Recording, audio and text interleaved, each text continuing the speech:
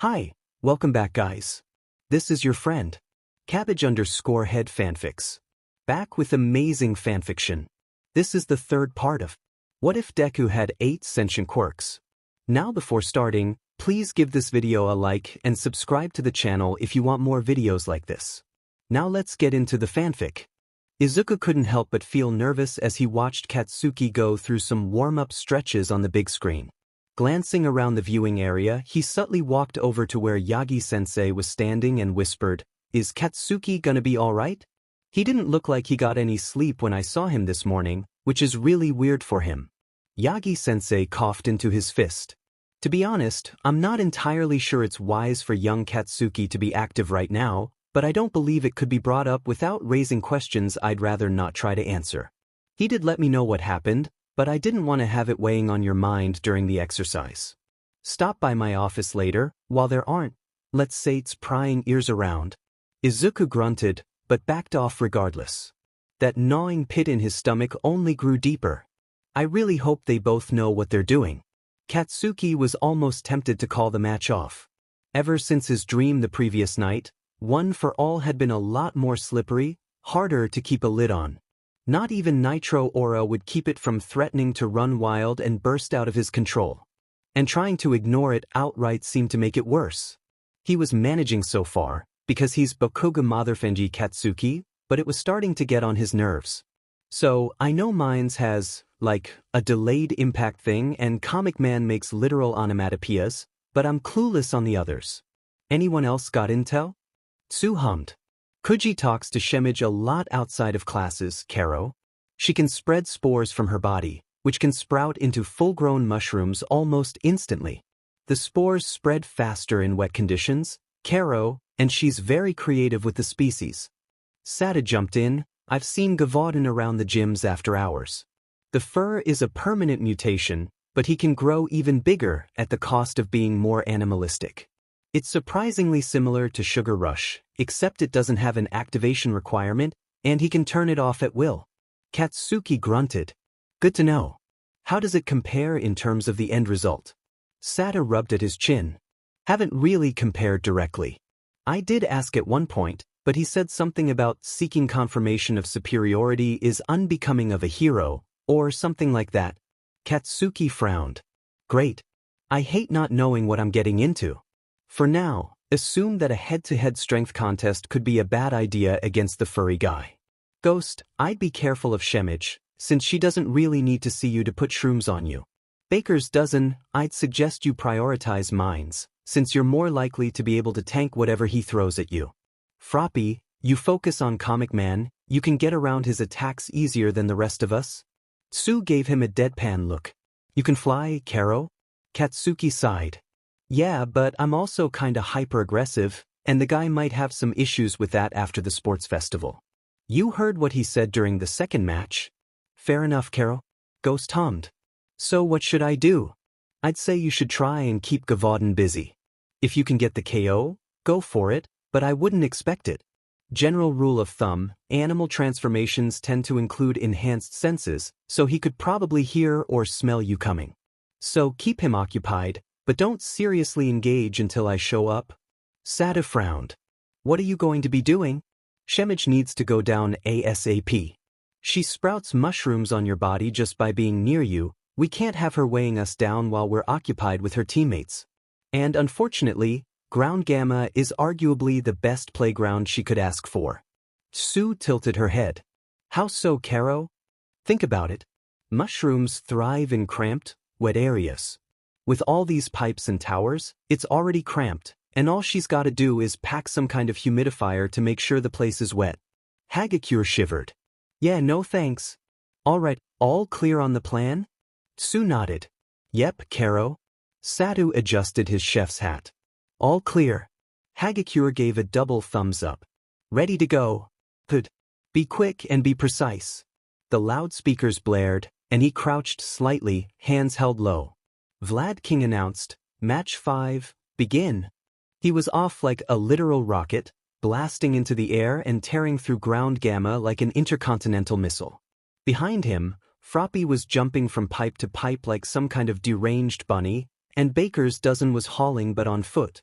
Ghost was nowhere to be seen as usual, but if Katsuki had to guess, she was probably clinging to Froppy's back for dear life. Still, even with Froppy's crazy mobility, he was a man on a mission, and he left them far in the dust. Within seconds, he'd blasted around a corner to spot all 4 1B combatants grouped together, with Shemage spraying her teammates with some kind of formula. Probably some kind of protection from her spores. Gavaudin was the first to notice, his furry head lifting up as Katsuki blasted in at top speeds. He opened his mouth to shout a warning, but he was a second too late to stop the blonde from flying in, grabbing Shemage by the collar, and speeding out before any of the 3 had time to react. He passed by his team on the way back, noting with satisfaction that the others had already made it about 2/3 of the distance when they crossed paths. At about the halfway mark, Shemage seemed to register what was happening, and mushrooms started sprouting like crazy on the pipes as they passed. Unfortunately for her, Katsuki was moving way too fast and generating way too much heat for the spores to affect him. Too little, too late. Katsuki rounded a corner and halted his forward momentum while simultaneously letting go of Shemage's collar, and she flew through the door of the jail cell, unceremoniously collapsing on the floor. Not wasting a second, he was off again, covering his nose and mouth for the first half of the trip to avoid any residual spores getting into his airways. So far, so good.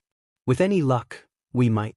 He was knocked out of his thoughts, literally, when Froppy jumped past him, Comic Man held in her tongue, and the 1B student seemed to notice an opportunity. Slam! A spike of pain shot through Katsuki's head, and he launched himself upwards, just as a giant English word appeared right where he'd have been going a second earlier. Katsuki clutched at his head with a hiss, before forcing himself past whatever that was and continuing forward. Can't let shit like that slow me down, I've got a job to do. Izuku shot up, and the only thing preventing him from immediately charging out onto the battlefield was Yagi-sensei's hand landing heavily on his shoulder. Young Midoriya, not now. But dash. Yagi-sensei shook his head, but the look in his eyes made it clear that he wasn't going to let it lie, either. Not now. I will be summoning young Bakugo to my office after the exercise is finished, but jumping into the match yourself will not help. Mina glanced up. What's going on? Is something wrong? Izuku sighed and sat back down, crossing his arms. It's fine, I just saw Katsuki hit that word face on, and for a second I thought he might be injured, but looks like he's still going. Drew chuckled. Yeah, that's Katsuki for ya. Nothing stops him for long, not even slamming face first into a brick wall. Thankfully, the match didn't last much longer after that. Rikadu was able to hold off Gavaudin until Katsuki got back to the main battlefield to secure the furry student's defeat. Toru was more than capable of evading Shoudas. Projectiles? Especially when she started turning them invisible and leaving the shorter boy unable to figure out where they'd fly. Katsuki kept clutching at his head, but waved off the others and muttered something about a possible concussion. Tezawa-sensei gave the blonde a stern look, before clearing his throat and glancing at where Vlad King was pouting off to one side. Good work, all of you. You kept collateral damage to a minimum. He glared at Kamakiri for a second, for the most part, and you refused to give up until you were officially off the field. 1A, don't think that winning gives you the right to slack off. I expect all of you to show improvements from here on out. The class chorused, yes, sensei. 1B, try not to be disheartened by the results. A loss today doesn't necessarily guarantee further losses in the future. Understood? The other class muttered, yes, sir. Good. Bakugo, make sure you get your head checked out by Recovery Girl, since it's clearly bothering you. Midoriya, go with him. I know that you can keep him from aggravating whatever his injury is. Izuku stepped closer to Katsuki. Of course, sensei. Oh, and Monoma. The copier's head jerked up, as if he hadn't been expecting to be called on. Drop by Gym Delta later today. Hisashi wanted to run an experiment involving an interaction between your quirk and someone else's. Monoma blinked. Oh, of course, sir. Alright, that's all for today. Remember, this was an exercise, so you will be receiving a grade based on your performance today. Think about what went right and what went wrong, and use that reflection to make sure you won't make the same mistakes twice. Dismissed. Yagi-sensei sighed and set the teapot down on the table between the 2 couches. In hindsight, we probably should have called off your match, since we were already in unknown territory with the quirk. Katsuki grunted. Yeah, looking back, that would have been the smart move, but my stupid sense of pride didn't want to miss out just because One for All was acting up. Izuku crossed his arms with a scowl. Alright, clearly you two knew about something all day and didn't tell me for some reason, so spill it. What the hell happened last night? Katsuki sighed and glanced down at his right hand, sparks dancing across his palm. When I woke up, I thought it was some weird dream, but now I'm thinking it wasn't. Last night, I woke up in some creepy but void, and I ended up talking with some of the previous holders of One for All. Izuku blinked. Wait, I thought that One for All was just an energy stockpile. How does that let you meet the previous users in your dreams? Yagi-sensei cleared his throat. I must admit, I've had my suspicions for a little while that the quirk has been stockpiling more than just the physical energy of its users. Late in my career, in the years after my first battle with All for One, I would have strange visions on occasion, most often right before falling asleep. Across all of them, the constant was that I would see 7 other figures, one of whom strongly resembled my late Shimura Nana. At the time, I just convinced myself that it was a strange combination of grief, trauma, and hallucinations, but now, I believe that may have been something within One for All. Katsuki nodded, closing his fist on the sparks. Now that I'm talking about it, the details are coming back. The first guy I interacted with was the second user, who apparently is my ancestor on my dad's side and more than a bit of a D-head. Then there was the first holder, Shigaraki Yoichi. Izuku in a breath through his teeth. Shigaraki. And he's the younger brother of All for One. Katsuki snorted. Yep, he's your biological great-uncle. Congrats. Izuku smacked the blonde upside the head. Quit it. The blonde chuckled, then schooled his expression. After talking with those two for a bit, the 7th user, Shimura, showed up, followed by the 3rd user, who the 2nd user called Bruce. I think that might have been a code name, though, cause the first user called the 2nd by both his BRH name and another name, so I dunno for sure. Long story short, One for All reached a sort of singularity point, which let the vestiges of the old users manifest and talk to me. More importantly, the first user told me I was gonna get the quirks of the previous users. Yagi-sensei frowned. Is that what happened during the match? Maybe? All I know is that I heard Comic Man shout, there was this spike of pain through my skull, I reacted on instinct, and a big-ass word appeared where I would have been heading. Izuku looked over at White, who hummed thoughtfully, then glanced up. Sounds to me like some sort of early warning system. Once he gets used to it, it probably won't hurt, but since it was an unfamiliar feeling that his brain didn't know how to process, it registered as pain. Izuku relayed the wisp's thought process, and Yagi-sensei blinked. That does make some sense. I recall that during my first fight against All for One, there were a couple instances where I had this odd feeling that I needed to move, and he attacked just after I reacted. It could be that, during a PRD of high stress, One for All was manifesting a weaker variation of an earlier holder's quirk. And now that it has reached singularity, it is capable of manifesting the full thing. Katsuki suddenly leaned back, a full second before a cyan laser beam streaked through the air where his head would have been and slammed into the wall on Izuku's left. Cyan shifted out of power mode and crossed his tentacles with a huff. Yep. Definitely an early warning system. Izuku glared at the wisp. Cyan, what the hell was that for? What? I figured we needed to test if it was really what we thought was going on. Besides, if it wasn't the case, a laser to the side of the head wouldn't hurt that much. He's tanked way worse. Still, Katsuki winced and clutched at his head. The pain is definitely a warning system.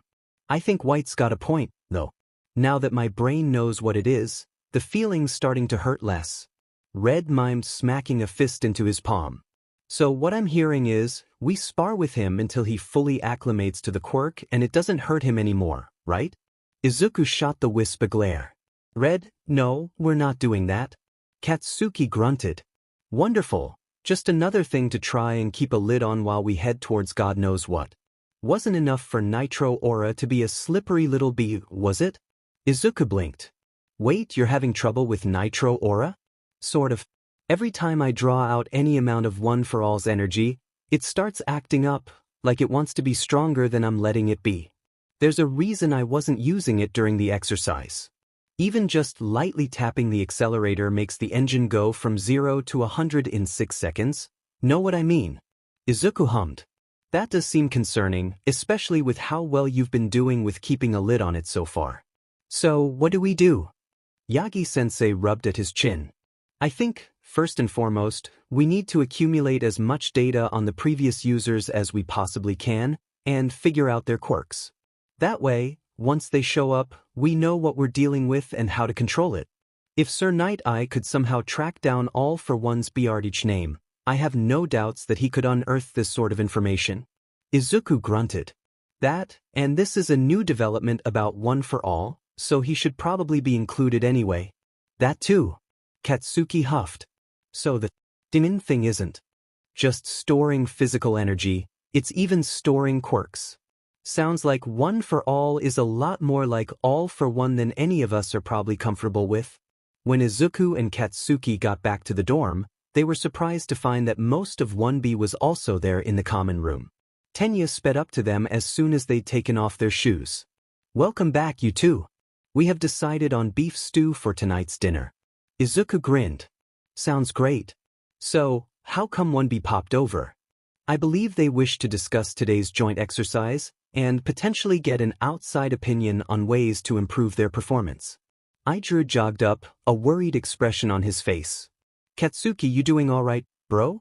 You kind of face-planted into Fukibro's attack pretty strong during your match. Izubro was worried you had a concussion. Katsuki smirked. Well, good.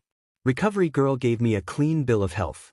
She just wants me to keep an eye on my vision, make sure nothing is blurry for the next few days. Now, are you still holding that grudge you were keeping behind my back, or are we in need of an emergency spar?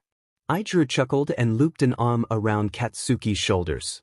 All good here, bro. Monoma apologized just about every way to Sunday, and I can tell he really means he's sorry. According to him, he doesn't even know why he said something like that in the first place, and he's gonna try to make it up to Izubro however he can. Izuku huffed warmly. Good to hear. I was worried that either the cultural festival was a fluke, or he'd relapse somehow. Sounds to me like his attitude during the exercise was the real fluke. Izuku grinned. Sounds like it to me too. Oh, and get this, Tetsubro asked me if I could help him work out his own version of Unbreakable. Katsuki snorted. You're just gonna let him leech off you like that? You're breaking my heart here, Izuku. Tenya straightened. Oh right. Izuku-kun, Aizawa-sensei instructed me to tell you to go to Gym Delta. Izuku blinked. Oh. Not sure why he needs me there, but sure. As he swung open the door to the gym, Izuku blinked in surprise as he noticed not only Aizawa-sensei, Eri, Dad, and Monoma, but also Recovery Girl standing by. So, what exactly are you guys experimenting with in regards to copy and rewind? Dad glanced up, and a chill ran down Izuku's spine at the serious look on his face. Hey kiddo. We already got through with the stuff I was thinking about already, but something came up that we need you for. Izuku stepped inside, noting with some dread that the doors locked behind him. What's this about? Monoma glanced up to meet Izuku's gaze, and something in the blonde's gaze hardened.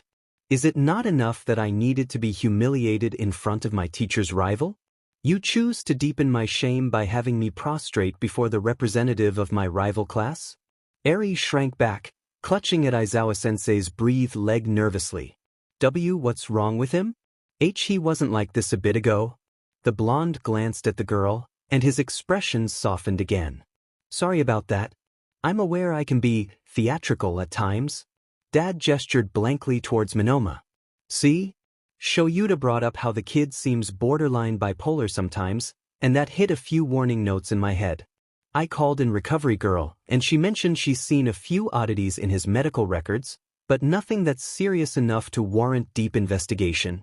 Izuku hummed, going over the facts in his head. Mood flips seemingly at random. He's calm around Eri, but he seems preloaded with verbal jabs whenever it comes to one. And just now, the second he locked eyes with me, he got all dramatic. Why do I feel like I've seen those signs somewhere else? Out loud, he asked, what sort of oddities? Or would that be breaching doctor-patient confidentiality? Recovery Girl sighed, flipping through her ever-present clipboard. Really, it's just one oddity.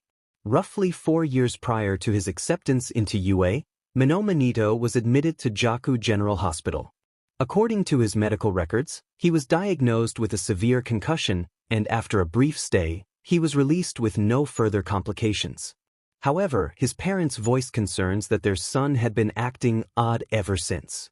Furthermore, upon close inspection, he has a very thin scar on his forehead, almost perfectly healed and usually hidden under his hair. What's strange is that there's nothing in his records about any kind of head surgery. Izuku rubbed at his chin thoughtfully, racking his brain. Unbidden, his mind flashed back to his conversation with Toga following the raid on the Shai Hasaikai compound. And when Nizan heard All for One say that, he mumbled to himself a bit, then he pulled off his face hand, which was wired into a thing in his head. It was super gross, it looked all fleshy but it didn't make any BLD when Nizan pulled it out, and I think it was making Nizan all cranky when it was in his head. He muttered under his breath, "There's too many things that line up, but it seems impossible." Aizawa-sensei leaned forward. "You think you have an idea?" "More like a wild theory that sounds too crazy to have a chance of being right. There's no good way to confirm it, short of opening him up and taking a peek inside his skull." Recovery Girl scoffed. "And we're most certainly not doing that." Izuku glanced sidelong at White, and he hummed thoughtfully. "Over here for a sec." White floated close, his worry coming through loud and clear. "What are you thinking?" Izuku held out a hand. "Jump in." The wisp obeyed, and Izuku closed his eyes, turning his focus inward. There was the usual sensation of power flowing through his veins, and his thoughts running around in his head. But as he focused, he could feel another presence in his body, inhabiting the same headspace. White defused, his singular eye spinning before he grabbed his head with 2 tentacles and shook himself. "Oh, I could feel that." Izuku nodded. "Remember that sensation, all right?" He pointed a thumb at Minoma, who was watching curiously. "Do him." The wisp obliged, and Minoma flinched slightly, only for his eyes to roll back in his head as he clutched at his hair. "No, no, no. G, get out." Recovery Girl stepped forward, only for Izuku to hold out a hand. "Wait. If he starts seriously hurting himself, then step in, but not yet." Minoma tipped backwards, rolling back and forth on the floor. "Get out, get out, get out. Get out of my head." His hair flashed a brilliant white, and a small, fleshy mass shot out from his forehead, barely bigger than a 10-yen coin. Minoma went limp, and Recovery Girl slowly walked over, crouching down to inspect it closely. Her eyes widened and she straightened. "Shoyuda." Aizawa-sensei carefully approached and crouched low, eyes roving over the writhing fleshy mass. After a few seconds, something seemed to click, and his eyes glowed red. He straightened and raised his foot, positioning it over the offending object. Dad rushed over and pushed the other man back. "Hang on, we still need to study this thing," Aizawa-sensei snarled. "We've done enough studying of nearly this exact same thing before." He stepped back and pinched the bridge of his nose with a sigh. "Ugh, I'm going to need to call in a favor for this, with the last person I'd want to ask a favor of." Eri stared down at it, her face oddly blank. "Dad, what is that?" Minoma bolted upright, white flying out of his body. "That, my dear Eri, would be the parasite that was influencing my thought process for the past 4 years or so. The source of that irritating voice in my head that kept going on and on about proving my superiority and cementing my name in history. Curse that quack doctor. Of course such a procedure wasn't necessary like he said it was." Izuku walked over and crouched by the blonde, a chill running down his spine. "Minoma, what did that voice tell you to do?" Minoma winced and rubbed at his forehead, where a pink line was the only sign that something had been ejected from his skull. "It's fuzzy, but it's starting to come back to me. I think the first instance of the voice getting loud was on the second day of classes at UA." Aizawa-sensei inhaled sharply. "The day of the media break-in?" Minoma nodded, his hand moving to his chin. "I remember I was in the classroom for 1B during lunch, because I had gotten a headache earlier and wished to be alone. The voice. When the alarms went off, it started shouting about the administration office. When it got too loud to bear, I gave in and followed its orders, and I found All Might's schedule on his desk. Then I blacked out, and later woke up in a supply closet. Recovery girl in a breath through her teeth, and Dad hummed to himself, something dark in his expression. What else did this voice tell you? Monoma curled in on himself slightly. During my final exam, I was paired with Itsuka against present Mike. I did my best to work with her, knowing that my tendencies annoy her, and we nearly succeeded. But a moment before I could handcuff him, the voice started shouting, which made me stutter long enough for him to recover, and so I failed. Then, after the Kamino incident, every time I thought about Midoriya, he paled and clutched his head in both hands. God, the things that the voice would say about Midoriya? Netsu dropped out of a ceiling vent, his expression unreadable. Monoma-kun, is the voice still in your head? No, it's, the blonde gasped, looking up at the ceiling. It's quiet again. I'd almost forgotten what it's like to have my head to myself.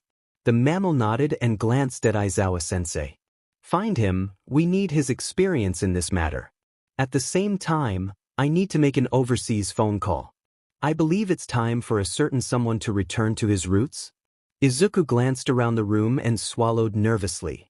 Do I want to ask what all this is about? Aizawa-sensei sighed and pinched the bridge of his nose. How familiar are you with the Narahata bombings? Izuku blinked. Wasn't that an incident where a popular vigilante turned villain, or something? Close. Popstep was a popular vigilante in Narahata, though only because she used her quirk to evade police while escaping from her non-permitted idol performances. However, at one point, she was abducted by an organization that the heroes were calling the Villain Factory. Against her will, she became a host for a villain known as Queen Bee, essentially a quirked parasite with human intelligence. The worst part was that Queen Bee's hosts adopt a personality that's a fusion of their own and hers. He glared at the parasite writhing on the floor. And that thing is a dead ringer for Queen Bee's true form, minus the bee portion. Izuku felt the BLD drain from his face. So you're saying that, somehow, this thing was altering Monoma's personality? Pretty much. So, if this is pretty much the same thing as what Shigaraki apparently pulled out of his forehead, Netsu swore under his breath. Then it seems that the mastermind behind the Villain Factory and the League were the same from the start. Monoma turned to the principal and assumed a full dejiza.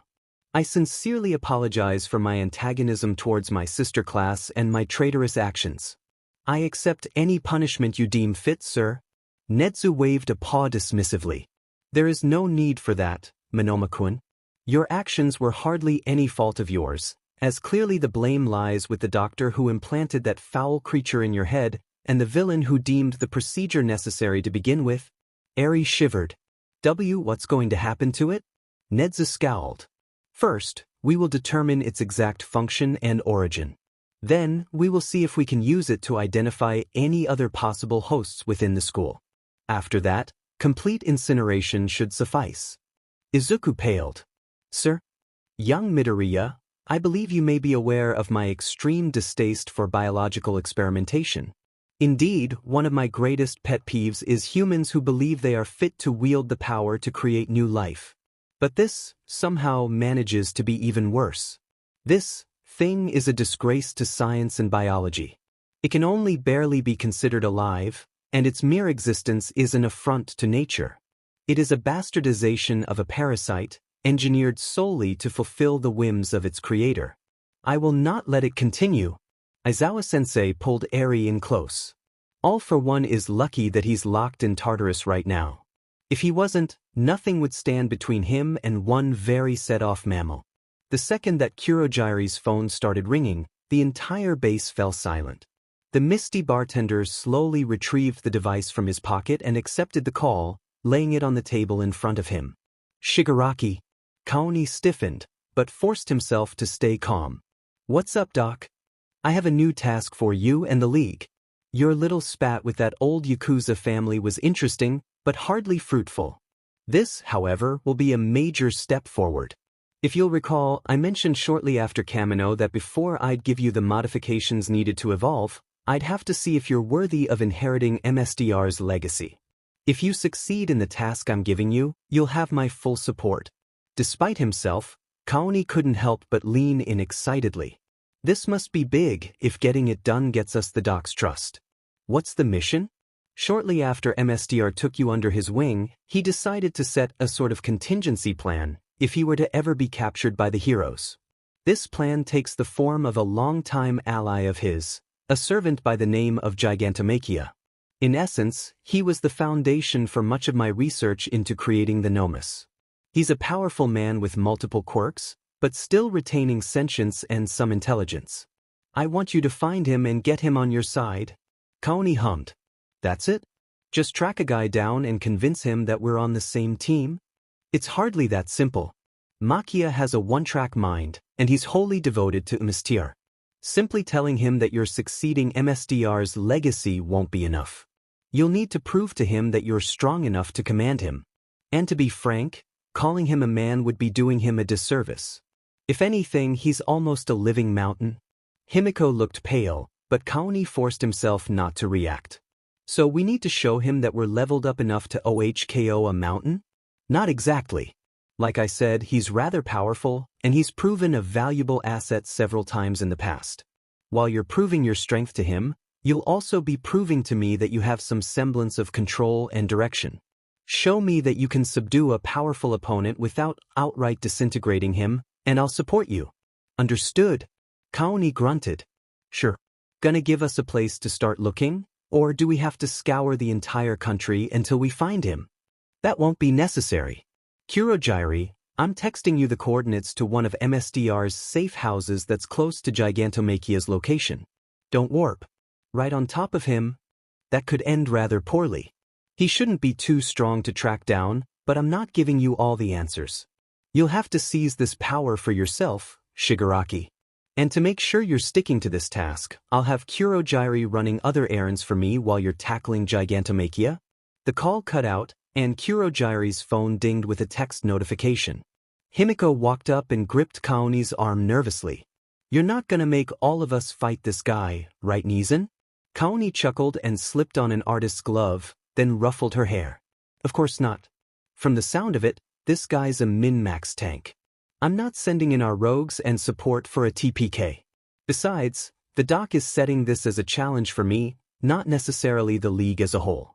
If I know him like I think I do, getting Machia to submit by myself is just gonna get him to trust me more. Magna hummed worriedly. You sure about that, Kaoni? From what I heard, this guy maybe could have given All Might in his prime a run for his money, and you want to take him on solo? Kaoni stuck his hands in his pockets. Hey! If you want to jump in and help me out if it looks like I'm in trouble, then I won't stop you. But if we want to make sure All for One's heavy hitters won't take us out before we decide which side we're on, I need to play the part of his perfect little puppet. Compress chuckled. You do love to live dangerously, don't you? Not even I could commit to a role for this long. Kaoni smirked. Then pick up some acting classes. Point is, we need to follow the doc's instructions for now if we want to keep living. The heroes aren't exactly our biggest fans, and separate villain groups don't tend to play nice with each other. We want to be the biggest fish in the pond, and if that means hamming it up for a little while, so be it.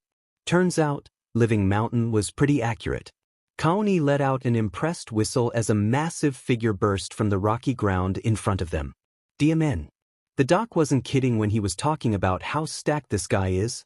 Dabi grunted, his hands in his pockets. Kaoni hadn't expected the guy to be willing to come along, given how much he'd been sulking since his failed attempt at killing Endeavor. But apparently he'd gotten over himself enough to at least make an appearance, though the white hair took some getting used to. Size ain't everything, dipshit. Sure, he's big, but the bigger they are, and all that jazz. Gigantomachia loomed over their party, staring down at Kaoni. You are the one who will succeed and… Kaoni cracked an eyebrow. And so what if I am?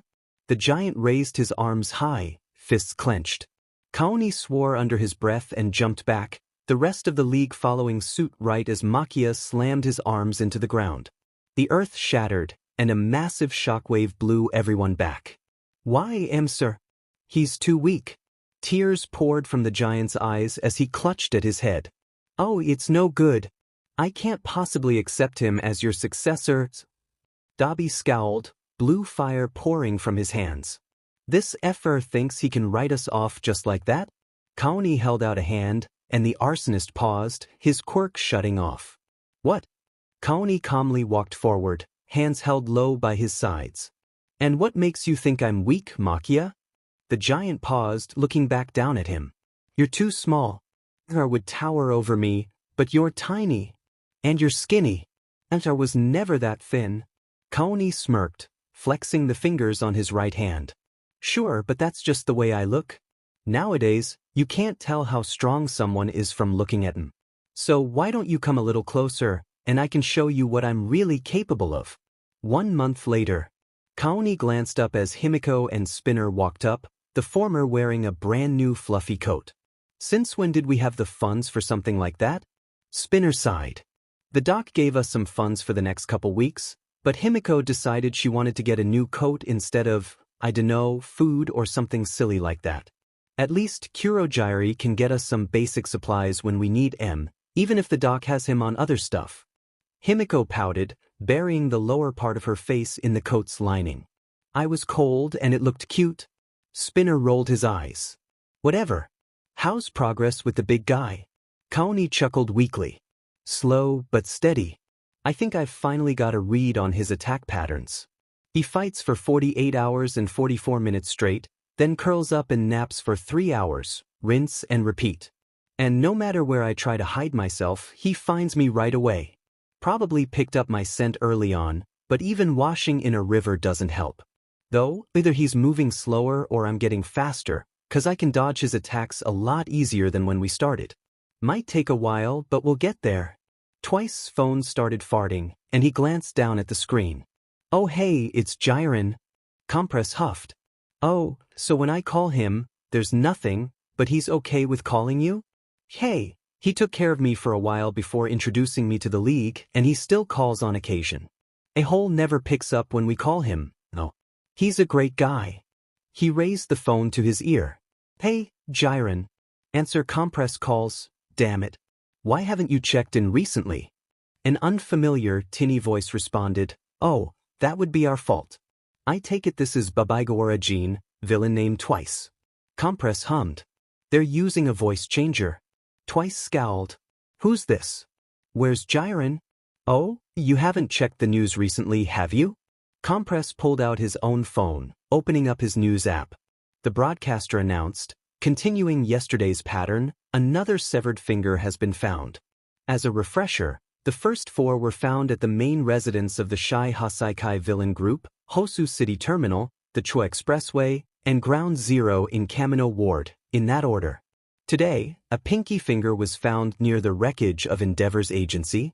The announcer kept talking, but Kaoni's thoughts took center stage. Compress muttered, those are all places where the League made an appearance. Twice shouted, who the hell are you? I am Redestro, Supreme Leader of the Meta Liberation Army. Kaoni grunted. First the Yakuza, and now a resurgence of an old insurgency group from the dawn of Quirks?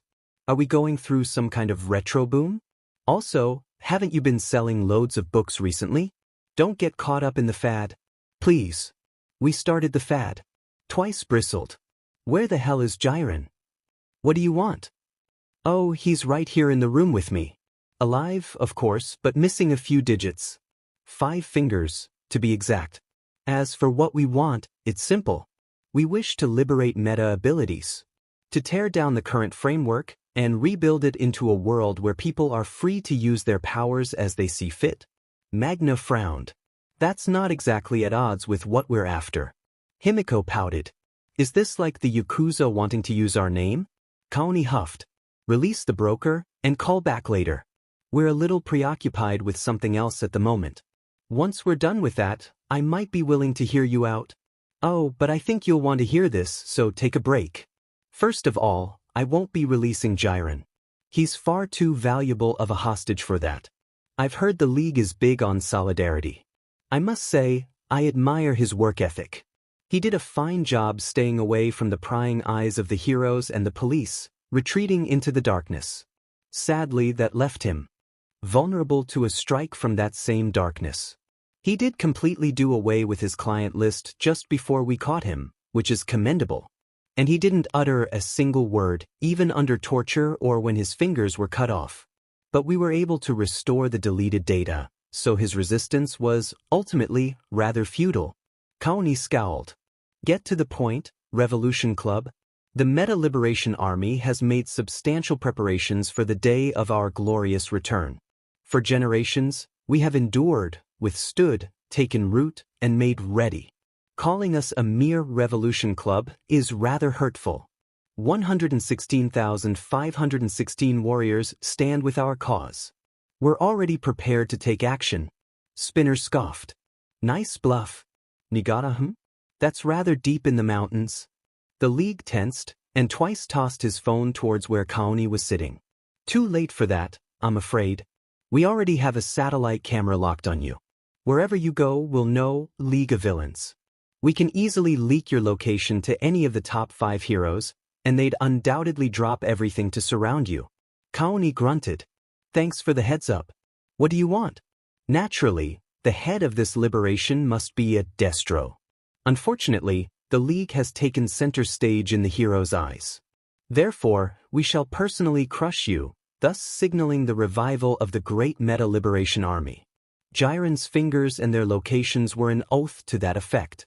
No need for sluggish bargaining. We will fight to liberate meta abilities and soon. Come to Deika City in the Aichi Prefecture within the hour. If you do, I will release Jiren. And then you will have to choose. Will you fight us and go under, or will you be caught by the heroes and go under? Choose, Shigaraki Tamura. The call cut out, and Kaoni hummed thoughtfully. Compress stared up at the sky and grunted. Aichi in an hour, Achim? And he has his own satellite camera? If that's true, then that's checkmate. Twice huffed angrily. Come on, there's no point thinking about it. They've got that a-hole Jiren. We've got to go save him. Himiko frowned. He could have been killed already. The guy on the phone totally could have been lying. All he did was talk. But if there's even a small chance he's alive dash. Compress huffed. Without any plan whatsoever? Calm down. Kaoni stood, and the entire League turned to him. I've got something that might be called an idea. He pulled a phone out of his jacket, still on an open phone line. You got all of that, Doc? Indeed I did, Shigaraki. I'm surprised the Meta-Liberation Army survived for this long. Your League has a tendency to provoke others within the darkness, don't you? How long until Makia wakes up again? Compress hummed. Provided nothing interferes, he should be back up in roughly 2 hours and 35 minutes. Excellent. Let's go. Spinner balked. We're just gonna charge in there? But what if they really do have over 110,000 fighters? Makia's not invincible. Fighting him for over a month straight, that's gotten really clear. He's just got a sheet ton of HP plus. No matter where I am, he'll track me down. If anyone attacks him during that time, he'll dispose of them quickly so that he can get back to chasing me. So, I'll get those 110,000 to get in his way. Even he should get tuckered out after that many. The doctor cackled madly. How devious. And what if it does turn out to be just a bluff? Then it'll be just one dead idiot, and we'll get back to fighting Makia like nothing happened. One way or another, I'll crush them under my foot. The League gathered on a hill, looking down at Deika City. Spinner hummed thoughtfully. It's like the textbook definition of provincial. It's not very big, but it's not exactly small either. Twice chuckled. I like the atmosphere. It sees me off. Okay, yeah, I lied, I don't like this place. Compress hummed.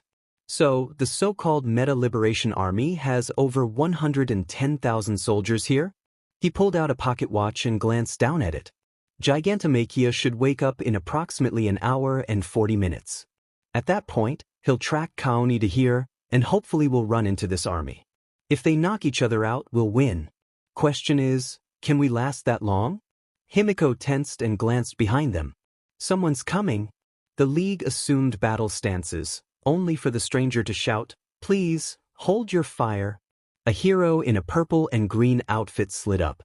I have been instructed to guide you into the city. If you wish to speak with the Grand Commander, come with me. Spinner blinked. Really? The army's even got pro-heroes? But of course, our roots extend across the whole of the country. Now, please follow me. The city was oddly silent as the League walked behind the sliding hero. Spinner muttered, "Where the hell is everybody?" Out of the corner of his eye, Kaoni spotted another hero standing on a nearby rooftop.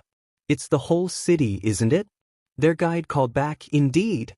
He halted and raised his hand to his face, his thumb pressed against his forehead and his index finger pointing up. Two figures walked up, a man dressed in a slick suit and a blue-skinned woman in a red coat. Their SRD bowed at the waist and slid to the side of the road. The suited guy called out, "Welcome to Deika City. This is a liberated district, where 90% of the population consists of Liberation Army soldiers lying in wait. Thank you for coming to see us. Today is a day to be celebrated, and you're the guests of honor." Magna hummed. Hanabata Koku, head of the Hearts and Minds political party. Spinner frowned. "Is he important?" Hanabata raised his left hand. "Now, let us begin." He snapped his fingers, and dozens of people poured out from the nearby buildings, quirks at the ready. The Meta Liberation Army Revival Celebration. Magna tore the cover off her magnet, slamming its north pole against the ground. Blue and red auras surrounded the approaching fighters, and the men were launched away from each other while the women were dragged in. Kaoni reached out and dusted the clump with a single swipe of his hand, staring down the two commanders. "Guess that number wasn't a bluff." Twice huffed. "Whatever. We're here anyway. Where's Jiren?" Hanabata chuckled and pointed his thumb at the tower in the middle of the city. "If you're referring to the broker, he's getting a good view of the celebration with the Grand Commander." Twice pointed a finger accusingly. "Didn't you guys say you'd give him back if we showed up?" More guys lunged at Kaoni, and he dusted them without a second thought. "Whatever. Let's just get there." Hanabata smirked. "You're welcome to try." Himiko started forward, only for the road to blow up under her feet. Big Sis swore under her breath and caught Himiko, glaring at the blue-skinned lady, who was staring at Himiko like she was a juicy steak. "The spree of bloodletting murders a few months back. That was your work, Toga Himiko, wasn't it?" "Ooh, I can see the headline now. Why did a high school girl go mad? The shocking interview where she tells all before her death. Might you be willing to answer a few questions, dear?" Himiko scoffed. "No." Big Sis added, "No, and for good measure, hell no." The lady pouted. "Oh, but the masses need to hear your story. Besides, the reason I placed myself under the Grand Commander is because no other publication would take me. I just can't take no for an answer, you see." Big Sis glared. "Too bad, honey buns, 'cause you're gonna have to. If Himi says no, then you're not getting squat." The lady sighed. "This hardly involves you, Hikishi Yudasuji." Big Sis went still, the same way that Nizan did every time someone called him Shigaraki. "Where did you hear that name?" The lady waved her hand loosely. "Oh, it was hardly difficult to find. You didn't exactly hide your trail, you know. It was barely noteworthy, just another murder spree by a man scorned by society." "Oh, but Toga Himiko, your story is another thing entirely." Big Sis let go of Himiko and stood up, grabbing her magnet tight. "Just another man?" A vein in her forehead got all big and twitchy, and Himiko swallowed nervously. "Another man scorned? Is that all you saw in my past? Just another man? That's all you think of me?" The lady ignored Big Sis, staring at Himiko. The oldest daughter of the Toga family, born August 7th, age 17. Declared missing since attending her middle school graduation. Ice ran down Himiko's back. "She knows.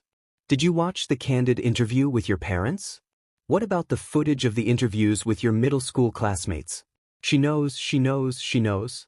Everyone said the same thing, you know. Oh, she was such a cheerful and obedient child, they said.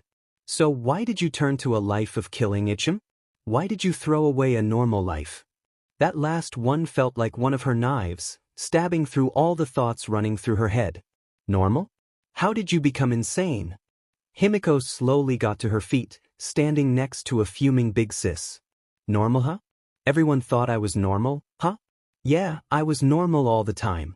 It wasn't cute at all, but I did it because Mom and Papa told me I needed to be normal. The lady grinned. You answered. But I didn't like being normal. Deep down, I knew I wasn't normal. So why did I waste time trying to be normal? The lady paused, and Himiko took a step forward, feeling a fire in her teeth that seemed to melt the ice on her back. Big Sis put a hand on Himiko's shoulder, and the ice went away. But the fire stayed. The fire stayed, and it kept getting hotter and hotter without burning her. Yeah, waste time. That's really all it was. Just a big waste of time trying to be normal when I wasn't. Mom and Papa wanted me to be normal because they didn't like it when I wasn't normal. But I was never going to be normal, not really. The lady blinked. Hang on, why do you say it like that? What is this normal you keep talking about? Himiko giggled. Oh, your mom and Papa didn't tell you about being normal? It's easy really. They always said normal girls need to make lots of friends, and look pretty, and act nice to adults, and get good grades, and dress nicely when adults come over. Normal girls don't act out, normal girls don't sit by themselves, normal girls do well in school, normal girls aren't ugly. And most of all, normal girls don't do anything with BLD. She giggled again. Oh, that was the hardest part about trying to be normal, trying not to think about all that cute BLD. I tried for so long to be normal like Mom and Papa wanted, and after Saito, acting normal got people to be a bit nicer to me. The lady looked scared. Wait.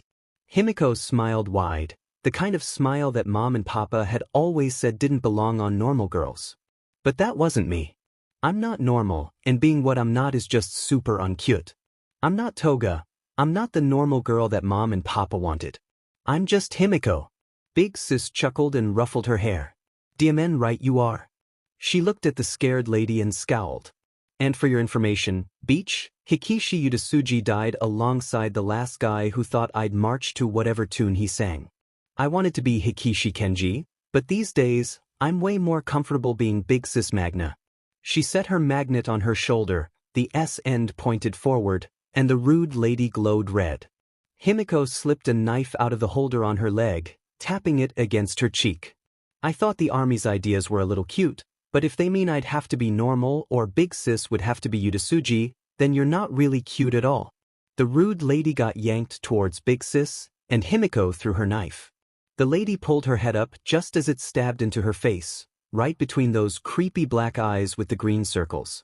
The people that had been standing with the rude lady started shouting and shooting stuff, but Himiko didn't even see them. The fire in her CE felt less like Dabi's fire, and more like the sun. For the first time since she could remember, she couldn't hear Mom's voice in her head. Jean couldn't breathe. His head wasn't underwater or anything, but he couldn't breathe. Ever since that day, he'd never made a double of himself. After what had happened, how could he? And yet, right in front of him, staring dead at him and walking slowly like a tide of death, was dozens of him. Oi, oi, oi, what the hell is this? I didn't make any more of me, so why the hell is there a bunch of his here? The clones didn't say anything, which was weird. If Jean knew anybody, he knew him, and he loved to talk. The sound of his voice was one of the few things that he could count on to let him know he was still kicking. But these guys were completely silent. Come on, say something. Come at me, I'll take you all on. Say something, anything. Someone grabbed his arms from behind, and Jean got slammed into the road. Looking back, he could see 4 more hims holding his arms and legs against the ground. Hey, come on, what are you doing? Let go of me, holes. Wait, hang on, you don't want to do this. He got hauled up, forced into a crouch with his arms held out to his sides. The clone's grips tightened, and a chill ran down his spine. Wait, what are you dash? Jean shrieked in pain, hunching over and aware his arms were bent at an angle that human arms definitely were not supposed to be at. Gah, that hurts. That really effing hurts. It hurts. But I'm still here. Jean paused. His arms hurt like hell, definitely broken, but he hadn't disappeared. He was still alive and kicking. Ha. The fake clones paused. Clearly, whoever was pulling their strings was confused. Fine by me. It hurts like hell, damn it. But I'm still here. This is just like me, isn't it? Every DM in time, I keep picking the wrong move, and I just keep making things worse for myself. If I just tried to check if I was the real one back then, I could have saved myself so much time and headaches. But I'm not gonna screw myself over again, not this time. Because before, there was nobody to screw over except me. But if I screw up now, I'd screw over the league too.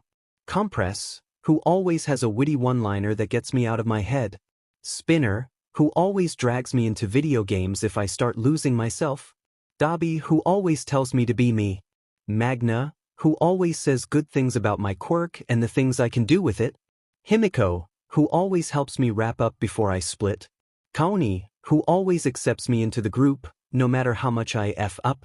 Get your hands off me, you fakes. The fake clones got blasted back, and the familiar brown sludge of his quirk started pouring from his hands. The League, who's been the best goddamn friends a lunatic like me could ever ask for. And these posers have the nerve to try and kill him. Gene got to his feet, ripping his mask off as a massive grin stretched across his face. You thought you'd off my only true friends in the entire goddamn world, Meta Liberation Army? Let's see how you like being on the losing end of the numbers game. Infinite. Doubles. Sad Man's Parade. W. Roasted another bunch of BS sardes, but it just wasn't the same anymore. Arson just didn't have that same spark, not since the day after the rankings. What the hell do I even do now? The BSE NG knows I'm alive, so there goes the thrill of watching the truth hit home. He let mom out of that mental hospital, and he's tons more lenient with Fuyumi, Natsuo, and Little Show than he's ever been. Not like there's really anything to chip at there. Dude was even about to air his dirty laundry to the world when Hood interrupted the conference, so I can't even hold his past against him. Damn it, nothing's left for me to use against the BSRD, and what's worse is that he's actually trying to be a decent FING human being, so I can't even hate him as much as I used to. Where the hell do I go from here? He was snapped out of his musings as a giant block of ice dropped out of the sky right above him. Dabi jumped back, and the ice shattered, revealing a guy mostly covered in a light blue parka, giant fists of ice attached to the ends of his arms. Not bad, hiding your approach with that giant butt body. You're strong, certainly stronger than these cannon fodder. Parka dude huffed, his breath coming out in a frosty cloud. Dabi, wielder of blue flames. The only member of the League with a ranged attack. More ice formed. Why don't you use your flames right off the bat? The guy was lifted into the air by the ice around his hands shooting up into pillars. Are you waiting for something? Or is there something wrong with your meta ability? Dabi cracked an eyebrow. Really? Man, you look stupid right now. Let me break it down for you. His skin hissed as waves of blue fire rushed forwards. Ice melts. Parka guy's supports shattered, and he fell backwards through the air. The ground rumbled, and the windows on the nearby convenience stores exploded, packs of ice flying through the air. It looks like you don't know, so let me break it down for you. I control ice. The guy stood on a floating chunk while the rest solidified into the shape of a giant dragon. I've been honing my meta ability for as long as I can remember, not even going to school. I've trained for much longer than any hero. The Grand Commander made me strong. Dabi grunted. Wow, universe, you just love to hit me where it hurts, don't you? Bad enough I had to lose any potential satisfaction from bringing down Endeavor, you just had to throw an even sadder version of my tragic backstory straight into my face. More fire rushed into the sky, and the ice dragon roared as it charged to meet it. Don't think ice will melt under those superficial flames. Compress, who apparently had ended up nearby, shouted, Oi, Dabi, watch your power output. Ignoring his teammate and his protesting skin, Dabi turned up the heat, launching wave after wave at the enemy in front of him, each time chipping away more of the ice. Shoot. Looks like your quirk doesn't fit the situation. You're almost out of ammo. Compress danced out of the way of a barrage of attacks from more cannon fodder. Hey, if you've got a free hand, I could use a little help over here. Something in the corner of his vision caught Dabi's attention, and he pointed a thumb at the approaching tidal wave of bodies. Don't bother me, ask them for help. Compress glanced over as a flood of twice doubles started to swarm the rank and file of the enemy army. Wait, what about your? Actually, never mind, hold off. If you get rid of the enemy, there won't be anyone left to tire out Gigantomachia. The clones started muttering amongst themselves, and one double asked, How long till the big guy wakes up? Compress pulled out his pocket watch and sighed. 1 hour and 5 minutes. Suddenly, the ground rumbled, and waves of ice burst up through the pavement, reducing huge swathes of the Twice army to sludge. Dabi swore under his breath and conjured more fire in his palm, ignoring the hissing of his flesh. Is ice a DMN local specialty, or something? Parka guy huffed, controlling a DMN ice tornado underneath his floating chunk. I told you, Dabi, I control ice. That includes its temperature. If I warm it up into water, send it into the flood pipes, and cool it, then the extra water in the pipes will freeze and replenish my supply. Dabi scowled. You're really starting to piss me off, you know? In the future the Meta Liberation Army is fighting towards, there will be no need for emotions. Only the strength of one's meta ability will determine their place in the world. In such a world, increasing your power will be the same as living. Life has no value aside from the strength of one's meta ability. Dabi huffed. So, back to the good old might makes right, huh? Forgive me if I'm not exactly the most receptive to that line of thinking. It hardly matters whether or not you agree. You'll be dead before long, and by your own hand, if the smell of burnt flesh is any indication. Dabi scoffed. You think something as stupid as pain is gonna make me back down? I've been training to keep fighting past my limits since the day I lit my first candle. All thanks to dear old Dad. Right? Kaoni rounded another corner, dusting another wave of cannon fodder with a swipe of his hand. Spinner, you doing all right? Spinner huffed. You know, I feel like I should be asking you that, seeing as you're the one currently running on more spite than sleep. Still, you think we should have waited before starting this? Spinner grunted, quickly unsheathing his katana and decapitating a low-level grunt that got through. If we'd waited, we'd had a bunch of heroes on our buttes. Either way, we were kinda screwed. Kaoni grunted, swerving past another ranged barrage. Phew, they really made us pick the lesser of two evils, huh? Anyway, it looks like the tower's close by. He was forced to backpedal by yet another rush. Except there's more units the closer we get.